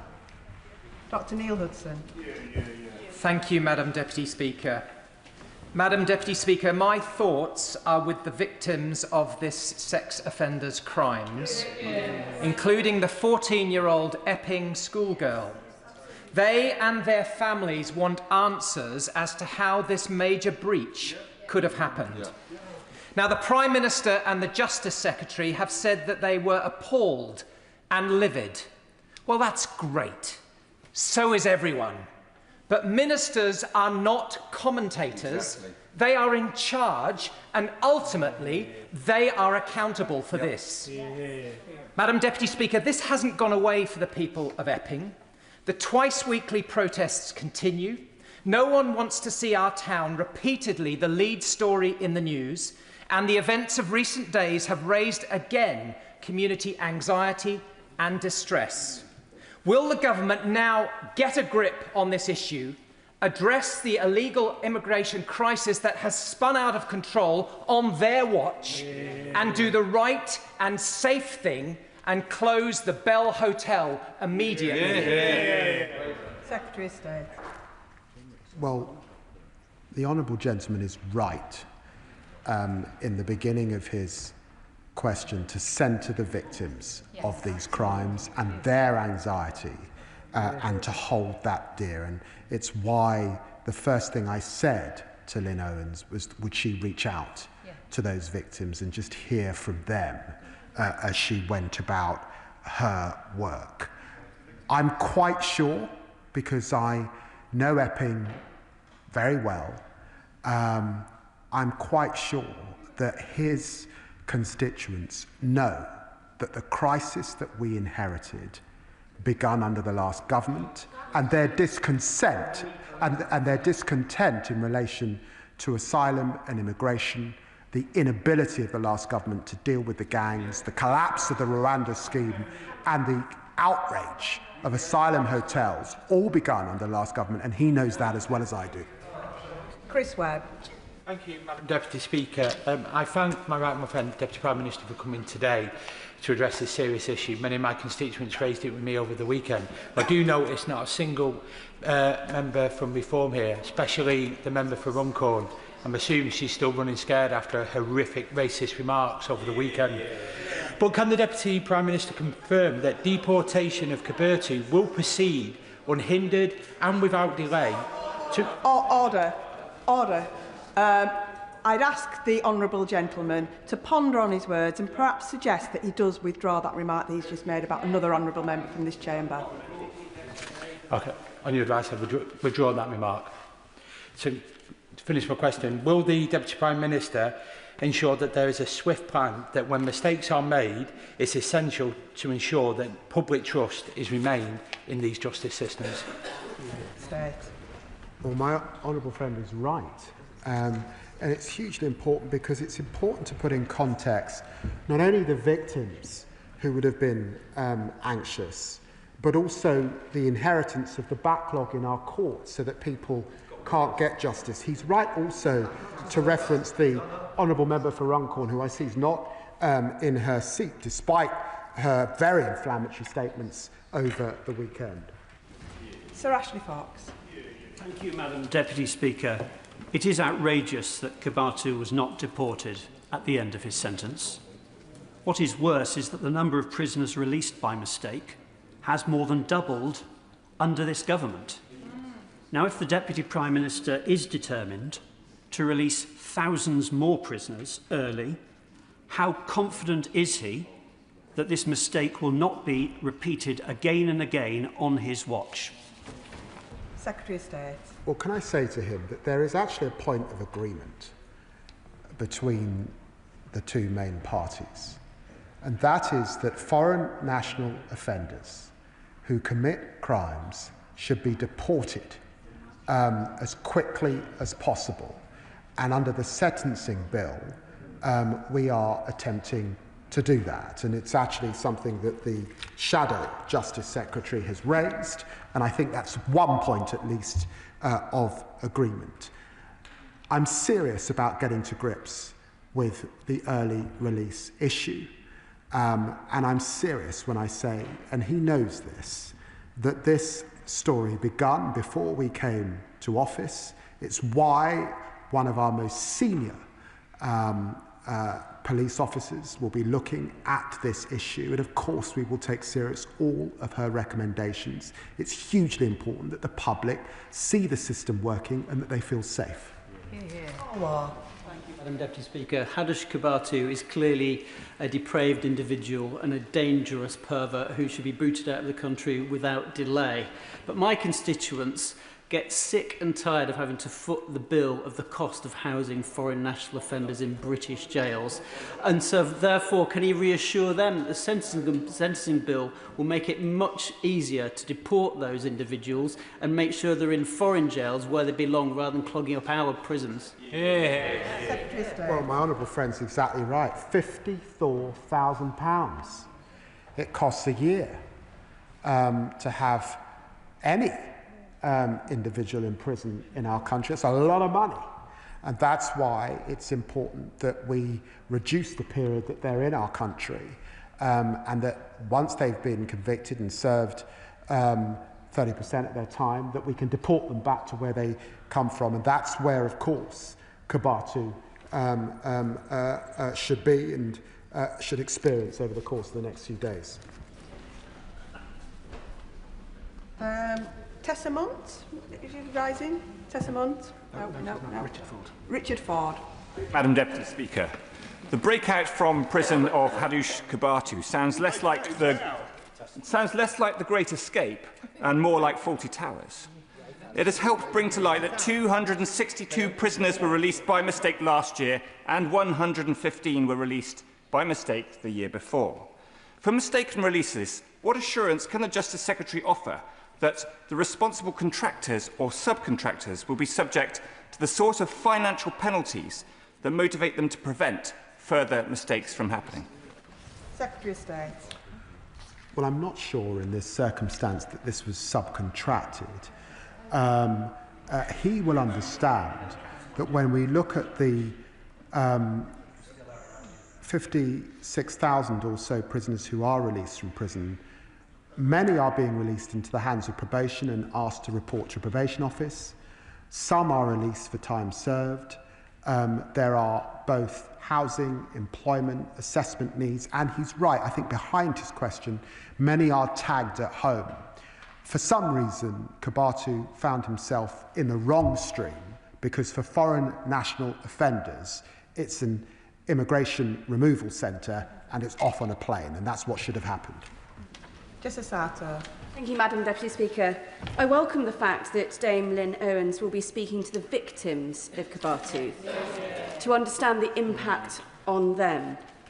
But can the Deputy Prime Minister confirm whether the previous government made any steps to speak with victims affected by prison release errors under their watch due to starving the system of funding? Secretary of State.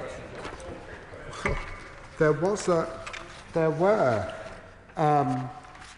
many cases of early prisoner release, and as I said before, whether it was William Fernandez in March 2021, whether it was Rayon Nubi in March 2023, or Loris Matavusas in December 2021, there were no independent investigations under the last government. Very little was said, or it would seem learned, even though 800 were released early. So this is a story that goes back a long way. It's in part because of a scheme that was set up under the last government and revised 4 times in the run-up to the general election, and it's why we must take a thorough look and reassure the public. Simon Hall. Thank you very much indeed, Madam Deputy Speaker. The Justice Secretary will know that police operational independence, free from political interference, is crucial and is enshrined in the police protocol. And yet on page 3 of the statement which the Secretary of State has just given us this afternoon, he told us, and I checked against delivery, over the weekend I chaired 3 operational meetings with the police. Yeah, what's that all about? What's changed? Secretary of State. Well, I know that the right honourable gentleman has a tremendous experience in this chamber. I think he would think it was extremely lackadaisical if the Justice Secretary did not seek operational update from the police over the course of the weekend, when this was top of the news cycle and of huge anxiety. Of course, operational matters are for the police, but I'm hugely grateful, and I said so to Mark Rowley this morning, and I was very pleased that it's local officers in the London Borough of Haringey that were able to detain Kebatu, and that's why I went up to Wood Green to thank them personally for what they had done. Jonathan Davies. Thank you very much, Madam Deputy Speaker. The erroneous release of this individual was an appalling error. I'm grateful that it has been caught and that the Justice Secretary will take steps to get to the bottom of what went wrong in this case. And I will be grateful if he comes back to the House in due course to report on his findings. Now, we know this government, when it started last year, inherited an appalling situation in respect of the prison estates, prisons fit to bursting and short staff. In fact, perhaps that's when the general election came when it did, rather than in the autumn, because there would have had to have been a prisoner release scheme later that year under the previous government. But I am sick of people coming to my constituency surgeries who have been victims of crime, who feel that justice is not being done. So can I urge him to redouble his efforts for this, to build up the prison places, but also take the steps to ensure that people, certainly at lower levels of crime, don't get into crime in the first place, because that's the way we save money in the long run. Secretary of State. Well, I'm very grateful to my honourable friend, and he's right to mention the end of early supervision licence scheme that was set up by the last government, revised 4 times, 10,000 people were released. It was done effectively on the quiet, it was done in a chaotic way, and that's when we began to see this spike. It's not about making partisan or political points, but the truth is we all know that the prison system that we inherited was in a dire situation, and we do need now to get a grip where mistakes are being made, and that's why the officer involved is suspended under investigation. The checks and balances in place are now the toughest that we've had. We're asking duty governors to be looking at this the night before, particularly in relation to foreign national offenders, and we've got Dame Lynn Owers doing a further investigation. Ms Saville Roberts. I'd like to put on record my role as the co-chair of the Justice Union's parliamentary group. Everyone here will want to make sure that this kind of outrageous error never happens again. The Chief Inspector of Prisons warned today of a systematic problem of increased releases and error, citing very busy people, often quite inexperienced, with huge caseloads. He also warned that prisons are dependent on West African officers who we might now lose thanks to changes to visa thresholds expected to cause, and I quote, an enormously damaging effect to some prisons.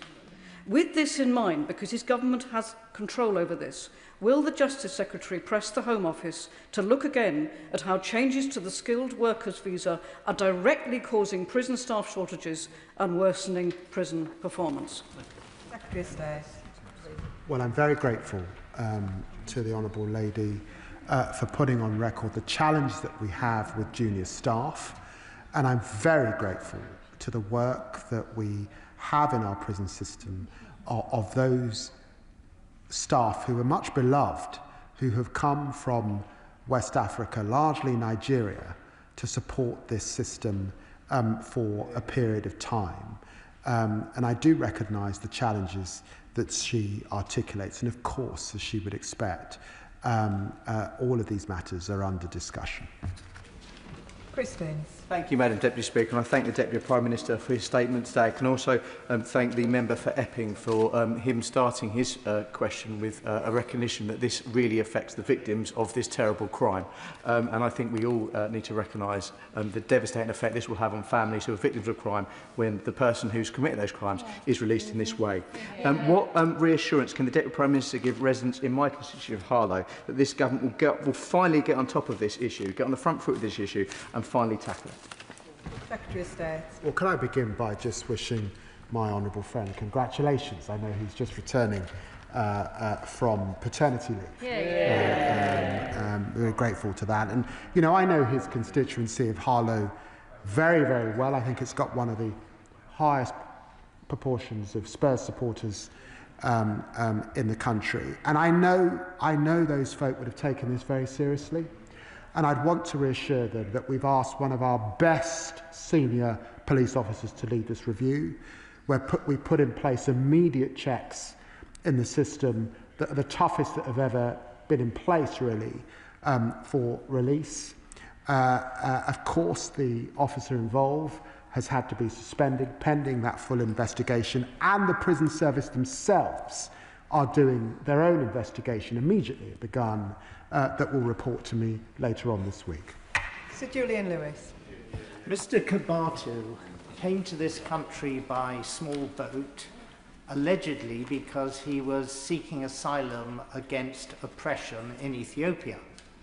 At his trial, however, he changed his mind and decided he'd rather be back in Ethiopia. What bothers me about the state of our immigration system is that if, after he has been punished in Ethiopia, he hops on another small boat and comes back again and says that he's seeking asylum because, as a result of his conviction for sexual crimes, he faces disapproval and possibly persecution in Ethiopia, we'd have to go through this farce all over again, wouldn't we? Yeah. Secretary of State. Well, I recognise the concern that may well be on the minds of his constituents and indeed mine. But the biometric system that we have in place should alleviate that, of course. And he's right. In the trial, he said he wanted to go back to Ethiopia, and that is where he now belongs. Sian Berry. Thank you, Madam Deputy Speaker. The Secretary of State has rightly talked about prisons reeling from historic funding and staffing cuts, yet he admits that other current ministers have added to this problem by changing the visa rules in July that will force many overseas prison officers out of the country. He just called them much beloved staff. He just said that he recognises the challenges. So will he confirm that he has asked the Home Secretary to look again at her visa changes for these prison officers? It's my job to ensure that we have the right amount of prison officers in the system and that they're supported to do their job. And I'd want to tell her that, of course, she would expect that that is a #1 priority for the department, the right number of prison officers to do the job, recognising that many of them are now have little experience as a result of the changes that were made under the last government, but also the right number of probation staff, and we are doing both. Wendy Martin. Thank you, Madam Deputy Speaker. This accidental release of Kebatu is beyond belief. It's a national embarrassment. But what I find really, really disturbing is being sitting here on the backbenches watching the Justice Secretary laugh at some of the responses. And I find that wholly unpalatable. And I am left wondering what the victims must be thinking. When will he resign? I've got a lot of respect for the Right Honourable Lady. I just remind her that I'm not sure that the Shadow Justice Secretary mentioned the victims once in his contribution this afternoon. Jim Allister.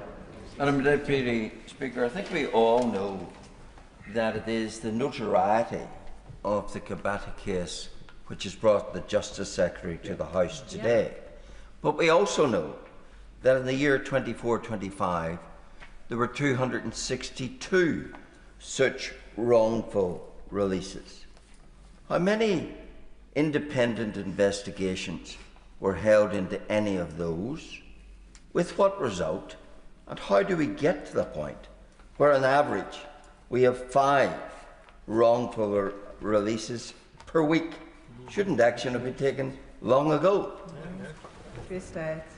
Well, I agree with him that action should have been taken long ago when this story began under the last government. That action is beginning now. Lewis Cocking. Thank you, Madam Deputy Speaker. The fundamental responsibility of any government is to keep its citizens safe. But from the mistaken release of a dangerous foreign sex offender to scrapping future prison sentences for over half of offenders, which side is Labour on? The side of hard-working, law-abiding British public, or the criminals that target and exploit them? Secretary of State.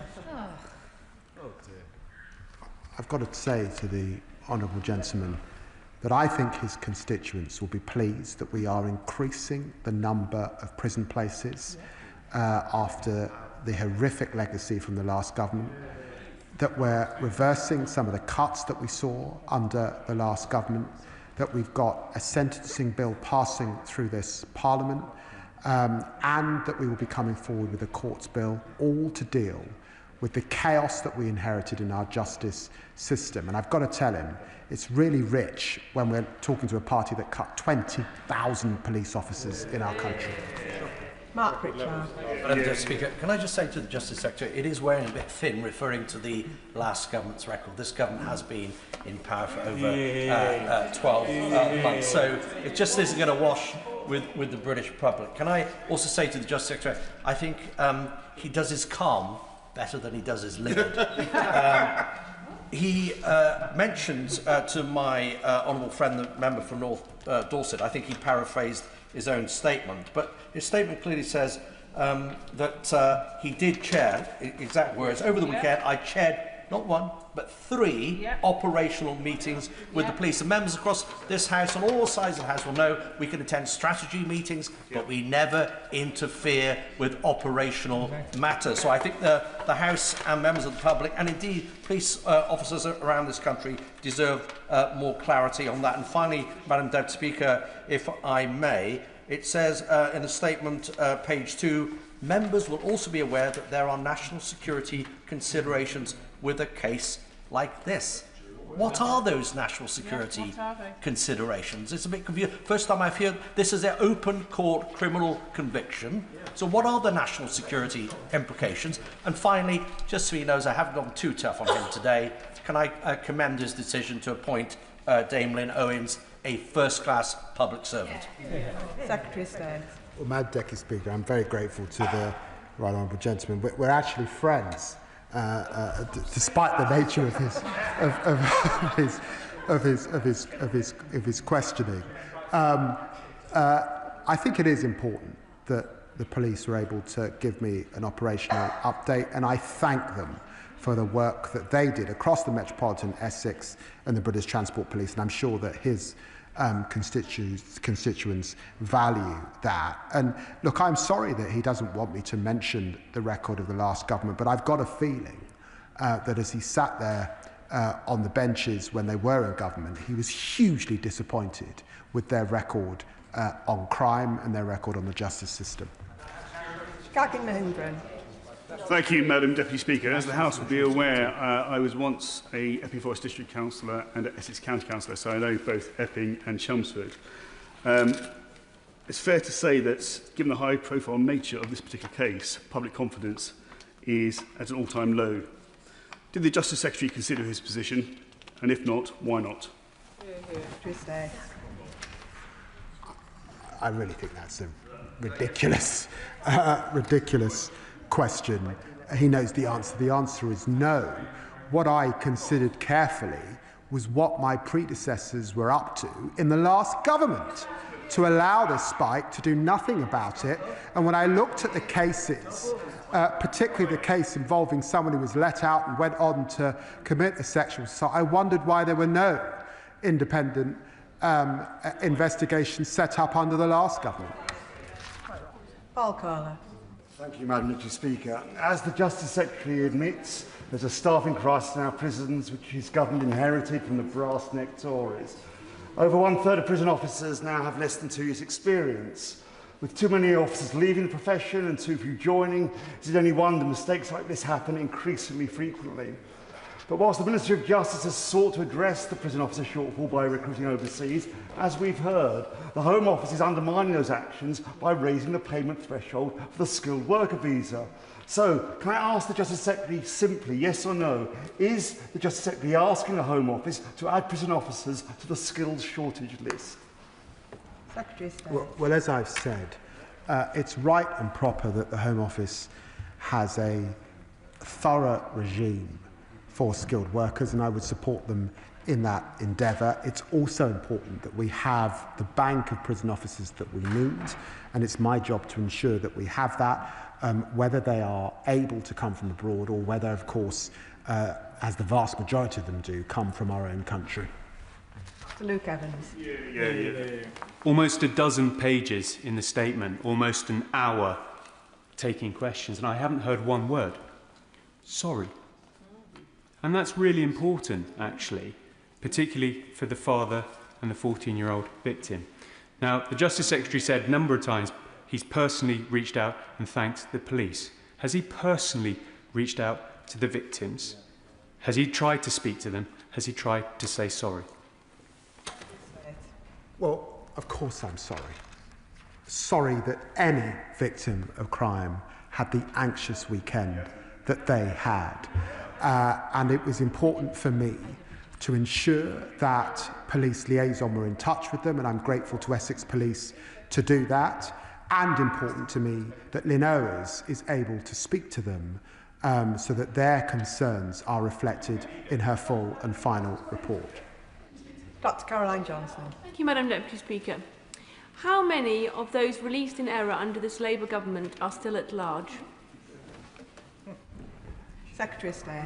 As she would expect, there are a number of people released under different regimes. Some of them will be released at home and will be leaving hopefully productive lives. Others will be back in prison. Some are recalled under licence. All of this will be examined by the independent full investigation. Jim Shannon. Thank you, Madam Deputy Speaker. The fact of the matter is that some 262 prisoners were freed in error in the year to March, almost an epidemic, compared to 115, 128% increase according to data from the Ministry of Justice own department. I have absolute respect for the Honourable Deputy, and he knows that. But does the Minister accept that this is absolutely shameful, exemplifies the changes that are needed within our justice system to restore justice, and remind people that the penalty of crime is to lose their way of life and their rights, and not simply a holding cell where they tap their fingers, waiting while serving a fraction of their sentence and hoping that they are one of the growing number to simply be sent home without being rehabilitated, which should rather be detained within the system. Thank you. Yes, I'd want to associate myself with all the remarks made by the honourable gentleman. He's completely right. It's totally unacceptable. People who commit crimes deserve to be punished. I think the public wants them also to be rehabilitated. It's got to be punishment that works, to released in an appropriate fashion, but to be released into the community or sent back to their country in the appropriate way. And we've got to ensure that the system gets that right every single time. And that concludes the statement. Point of order, Dawn Butler. Thank you, Madam Deputy Speaker. Madam Deputy Speaker, on Saturday, the member for Runcorn and Helsby said, "It drives me mad when I see adverts full of black people, full of Asian people." The member also said, "It doesn't reflect our society." Madam Deputy Speaker, as the MP for Brent East, one of the most diverse constituencies in the UK, you can be black and brown and be British, so I'm completely offended by that comment. It is a racist comment, Madam Deputy Speaker, and can you imagine the constituents of that MP going to see her knowing that she's a racist? Madam Deputy Speaker, these comments appear to be in breach of MP's Code of Conduct, in particular, the 7 Principles of Public Life. Order. Can the Honourable Lady please reflect on her language and withdraw the remark about another Honourable Member in this place? Madam Deputy Speaker, that comment is absolutely a racist comment. And if we cannot call that comment out in this House, that is in breach of the Nolan Principles for MPs. And I want to know, Madam Deputy Speaker, if you can help me in ensuring that... Order. For clarity's sake, it's the calling of a member of this House a racist. Madam Deputy Speaker, to say that, let me just quote again what the member for Runcorn and Helsby said. It drives me mad when I see adverts full of black people and full of Asian people. It doesn't reflect society. Madam Deputy Speaker, that is a racist comment. And it is against the Nolan principles. And how can we ensure that members of Parliament abide by the Nolan principles? It's not the comment that the honourable member is referring to. It's the fact that that she called the member a racist that is the issue. If you can please reflect on your remarks of calling a member of this House a racist and stick to the comments being a racist. It may be that she considers that that is dancing on the pin of her head, but it's important that we all act with respect and set an example to the country. Given me déjà vu, I appreciate that in this House that we are not supposed to be disrespectful and call members of Parliament, MPs, what they actually are. Ultimately, the comment is a racist comment. It's quite strange that I'm unable to call out the member for being a racist, having made a racist comment. Order. Please, it's time and time again. Can you please consider withdrawing the comment about a member of this House being a racist? I don't want to be thrown out of Parliament again. So I will withdraw the fact that I am referring to the Member of Parliament as a racist because of her racist comments.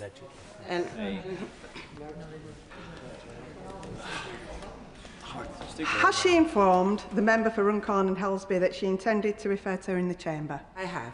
The Chair is not responsible for comments made by individual members outside this place. If the honourable member considers there has been a breach of the Code of Conduct, the proper procedure is to complain to the Parliamentary Commissioner for Standards. Point of order, Kim Johnson.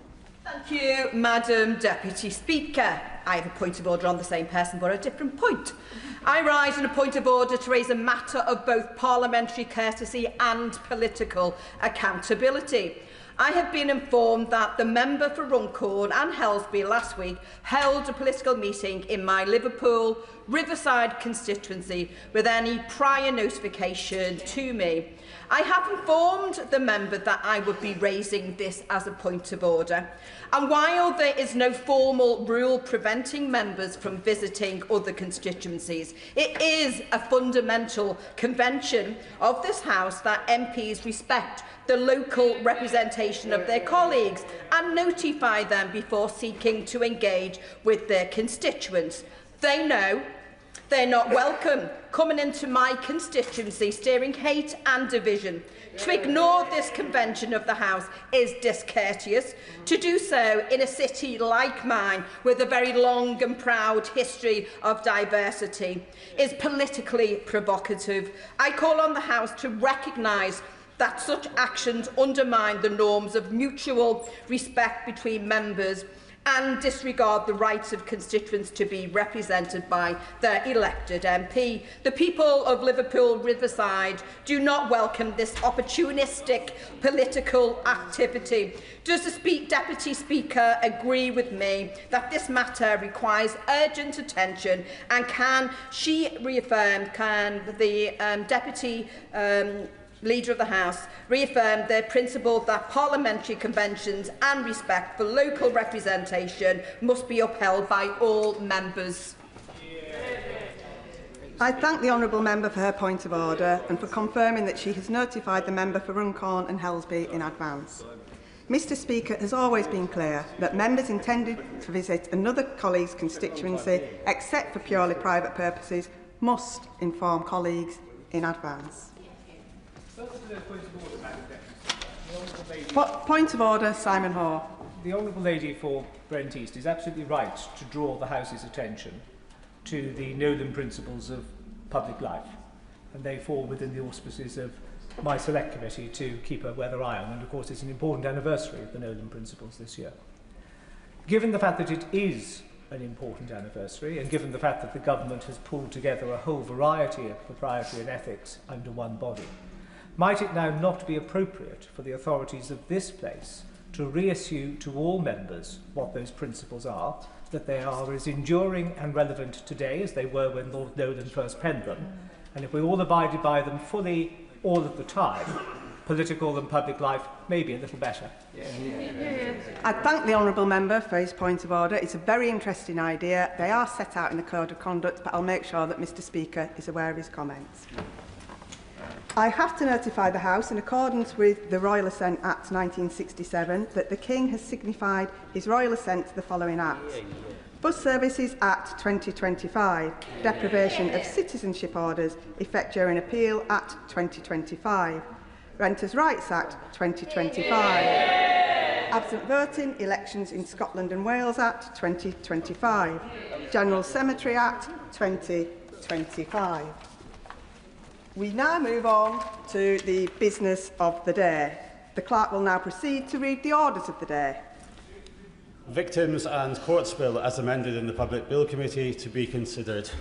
Now, we will begin with Government New Clause 13, with which it will be convenient to consider the other selected new clauses and amendments as listed on the selection paper. I call the Minister to move Government New Clause 13. Minister. Thank you, Madam Deputy Speaker. It is truly an honour to open this debate and to bring the Victims and Courts Bill before the House. This bill is about people. Victims who have suffered unimaginable trauma, their families, and ensuring that they receive justice. It is about restoring faith in our justice system that can often feel cold and confusing. And this delivers on this government's driving mission for safer streets, making sure victims are supported, that offenders are held to account, and that justice is delivered swiftly and fairly. The deep-rooted issues in our criminal justice system need no repeating here. The House knows that this is a system that requires large-scale reform after years of neglect. There is a long road ahead, but this bill takes an important step forward. At its core are victims' experiences.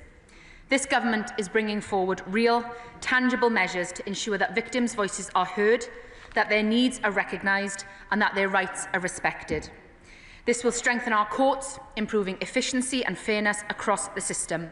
Madam Deputy Speaker, these are much-needed changes, and I am deeply grateful to honourable and right honourable members on all sides of this House for their time, their insight in considering them, and indeed to all of the organisations, advocates and survivors who have shared their experiences and helped us shape this legislation.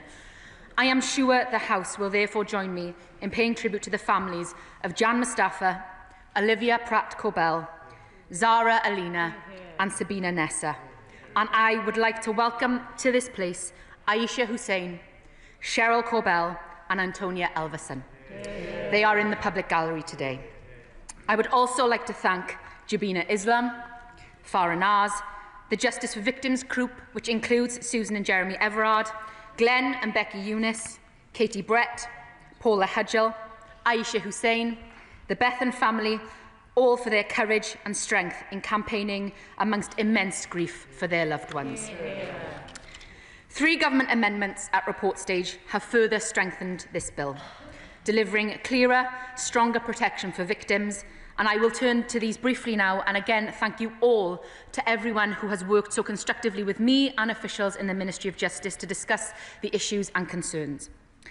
New Clause 14 and Amendments 12 to 21 restrict the exercise of parental responsibility for perpetrators of rape where their crime has resulted in the birth of a child. This amendment will of course protect children, but it will also help shield the victim from their perpetrator interfering in their lives.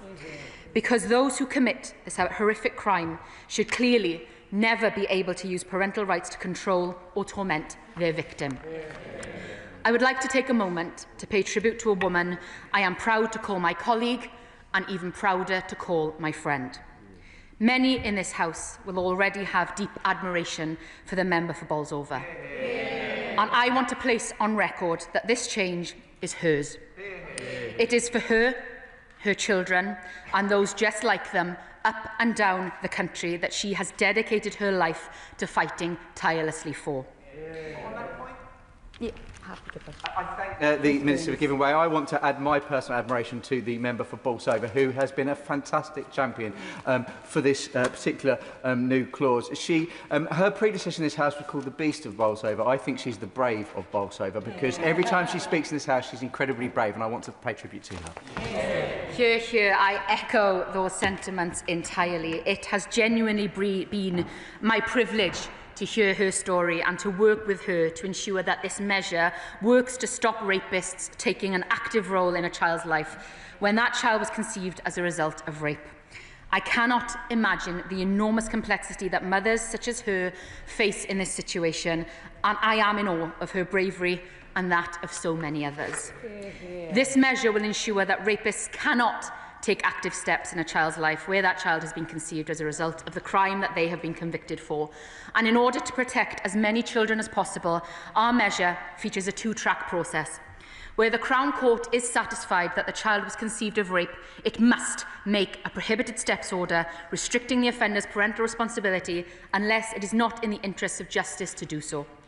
We recognise that rape can occur within an abusive relationship, and this may make it difficult to prove at a criminal trial that it actually led to the child's conception. Where this is the case, but the court considers the rape may have led to the conception of the child, it will refer the matter to the family court via the local authority. This two-track process sends a clear message that we will protect all children born of rape, no matter the circumstances. The Government recognises the clear risk that serious child sex offenders pose to their children, and that is why we have brought forward Amendment 10, which will expand Clause 3 of the bill. It means that when someone is sentenced to 4 or more years for serious child sexual abuse against any child, the courts will automatically restrict their parental responsibility. The process will remain the same.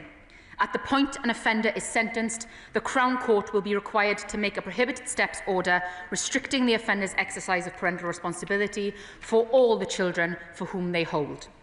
For an offender to be in scope of this measure, they will have to have demonstrated that they are unable to protect children and consider their welfare. That is why our measure includes all serious child sexual abuse offences against all child. And unlike the previous government's plans in the Criminal Justice Bill, this is not just limited to the offence of child rape. What is more, unlike the previous government, this government will actually deliver it. We are taking this important step today to protect even more children by preventing these individuals from taking active steps in their children's lives. We have recognised the strength of feeling on this issue, and I am grateful to my friends, the members, especially, as already mentioned, my honourable friend, the members for Bolsover, but also to my honourable friend, the member for Lowestoft, the member for Dwyfor Meirionydd, and Baroness Harman in the other place. They have been unwavering in their advocacy for the protection of children. Safeguarding children is of the utmost importance to this government, and this amendment ensures that we are doing just that. I will happily give way to my honourable friend. She just mentioned some pioneering women in this place who've campaigned on this very issue for a number of years. But today's amendment stands on the shoulders of the brave victims and survivors who've spoken out over so long as well. This corrects a historic injustice whereby convicted sex offenders and paedophiles children are protected from them, but before now their own children are not, and this government is now taking steps to make sure children who are through no fault of their own and their parents are protected from these vile sex offenders. My right honourable friend is right.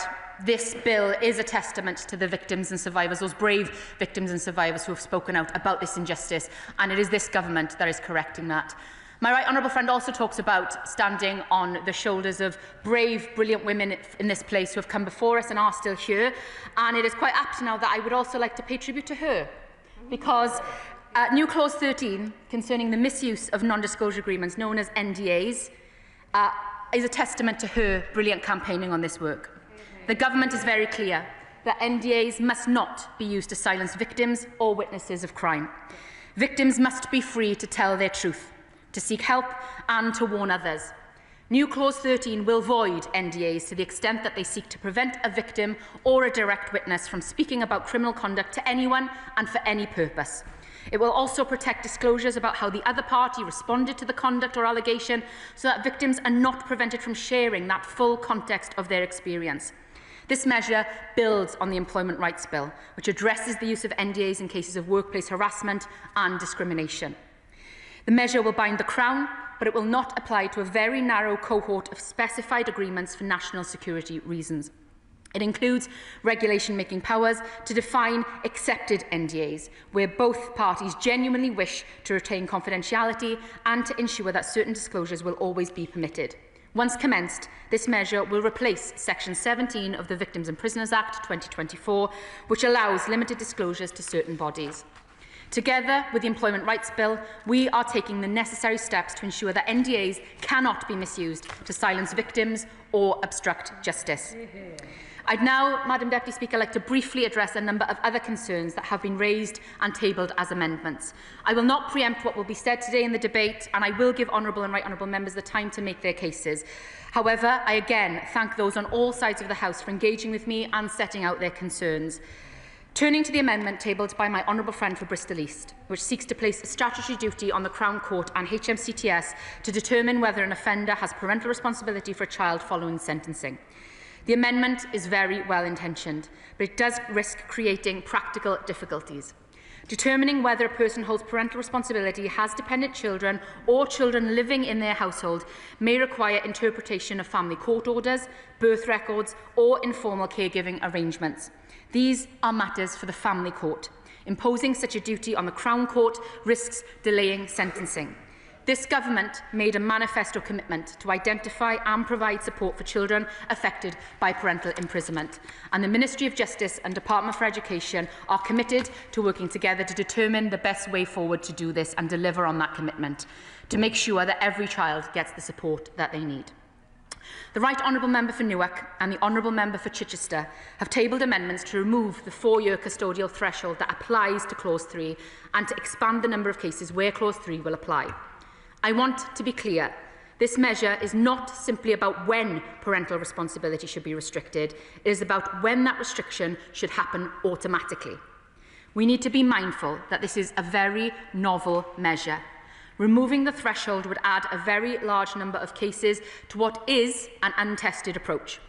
More cases will also mean more applications to the family court, and it is important that we do not overwhelm the court and create delays which will put the vulnerable children already in the system at further risk. We want to be sure that there are no adverse consequences for those children and their families already in the family court, and that is why we have struck to keep this measure narrow, so we can understand exactly how it is working in practice and what those impacts are. As I said at second reading and through the passage of this bill committee, this is just the beginning. As part of implementing these measures, we will seek to understand how they operate in practice and ensure that there are clear routes through the family court for the parental responsibility of any perpetrator who does not fall into this measure to be restricted. The Right Honourable Member for Newark has also tabled amendments on the unduly lenient sentencing scheme. Parliament intended the ULS scheme to be an exceptional power, and I recognise the importance of finality in sentencing to avoid ongoing uncertainty for victims, those convicted, and society more broadly about the sentence to be served. However, I do recognise the exceptionally difficult circumstances for victims and their families in making a referral to the Attorney-General within the 28-day limit. The Law Commission is carrying out a review of criminal appeals and held a public consultation which sought views from a range of different individuals and reforms to the ULS scheme. It did include extending the time limit and offences in scope. The Government will, of course, carefully consider the review's final recommendations. However, today I want to assure members from across the House that I have heard the strength of feeling on the unduly lenient sentencing scheme. The amendments have been tabled on this matter raise very important issues, and I will be continuing to look at this carefully as it progresses to the other place. On that, I make a commitment. The Honourable Member for Newark has also tabled an amendment on victim personal statements, a topic on which I must also pay tribute to my honourable friend, the Member for the Forest of Dean, for his dedicated campaigning on. Victim personal statements can be an incredibly powerful way for victims and their families to tell the court how the crime has impacted them, and for the court to directly hear evidence about the harm caused when considering its sentencing of the offender. This is the victim's voice in the courtroom. It is important to understand that these statements are evidence submitted to the court to assist the court in determining sentences. As evidence, they are subject to strict rules which the court applies to ensure that the criminal justice process works fairly and effectively, and that is why the content is limited to explaining the impact of this crime. However, I will happily give way. I thank the Minister for giving way. It takes me back to a family and the father of young Violet Grace, who was killed in 2017, 4 years old, 80 miles an hour and 30 miles zone, and the people involved went missing. And during the court case some years later, where's my statement gone now? During the statements, during the reading, they wanted to read out the victim's statement fully in the court, and the defendant's barrister objected, and the judge accepted that objection. The barrister gave the parents, the CPS barrister gave the parents a copy of the victim's statement, highlighted with what they could not say. They went out of the courtroom to alter their statement. This was a young couple with a younger child. It was horrendous what happened to Victor Violet, and her mother-in-law. Life, impact on her life was just horrendous. They went into that court and they felt like the criminal. They felt like they were like the defendants. They felt that they were doing wrong, and they then were asking, what can we say, what can we not say? The father has texted me this morning and he said, thank you, Mary. After all these years, I can see some light in the future. We don't want other people to suffer this. And I do hope that this goes through and that we can get something. This family, they've now got another little girl. But I just want to thank this government for getting round to it, because this bill has been going through, an act's been going through, and it's just so terribly traumatic. The whole town feel it for these parents. But thank you so much for Violet Grace's parents. Can I thank my honourable friend for raising the case of Violet Grace? She has been a tireless campaigner and supporter of the family for many years. I have had the privilege of meeting the Eunice family several times and hearing directly how their experience of their victim impact statement and the limitations placed on them as to what they could say in court has affected them and essentially silenced them and meant that their pain was not heard by the perpetrator. I am committed to working with them and the other Families for Justice campaign. The honourable member opposite, we've had extensive conversations on this, and any honourable member in this House, on looking for a way forward as to how we ensure that the victim's voice is best represented in sentencing.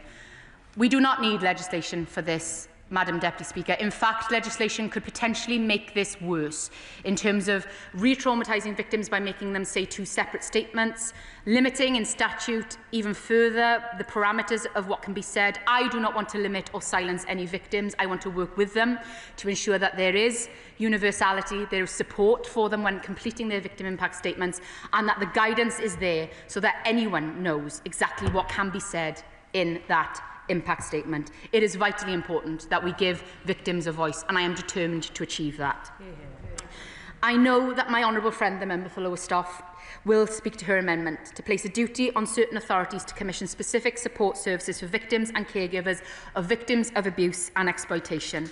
Again, this is well intentioned, but we do not agree that it is helpful to place a statutory obligation on certain authorities to commission certain support services. The MOJ already provides grant funding to police and crime commissioners that is used to commission support services for victims of abuse and exploitation, which includes ring-fenced funding for sexual violence and domestic abuse services. It is for the PCCs to determine what best support is there for their local area. However, I again remain committed to working with her and others to ensure that victims get the best support that they need.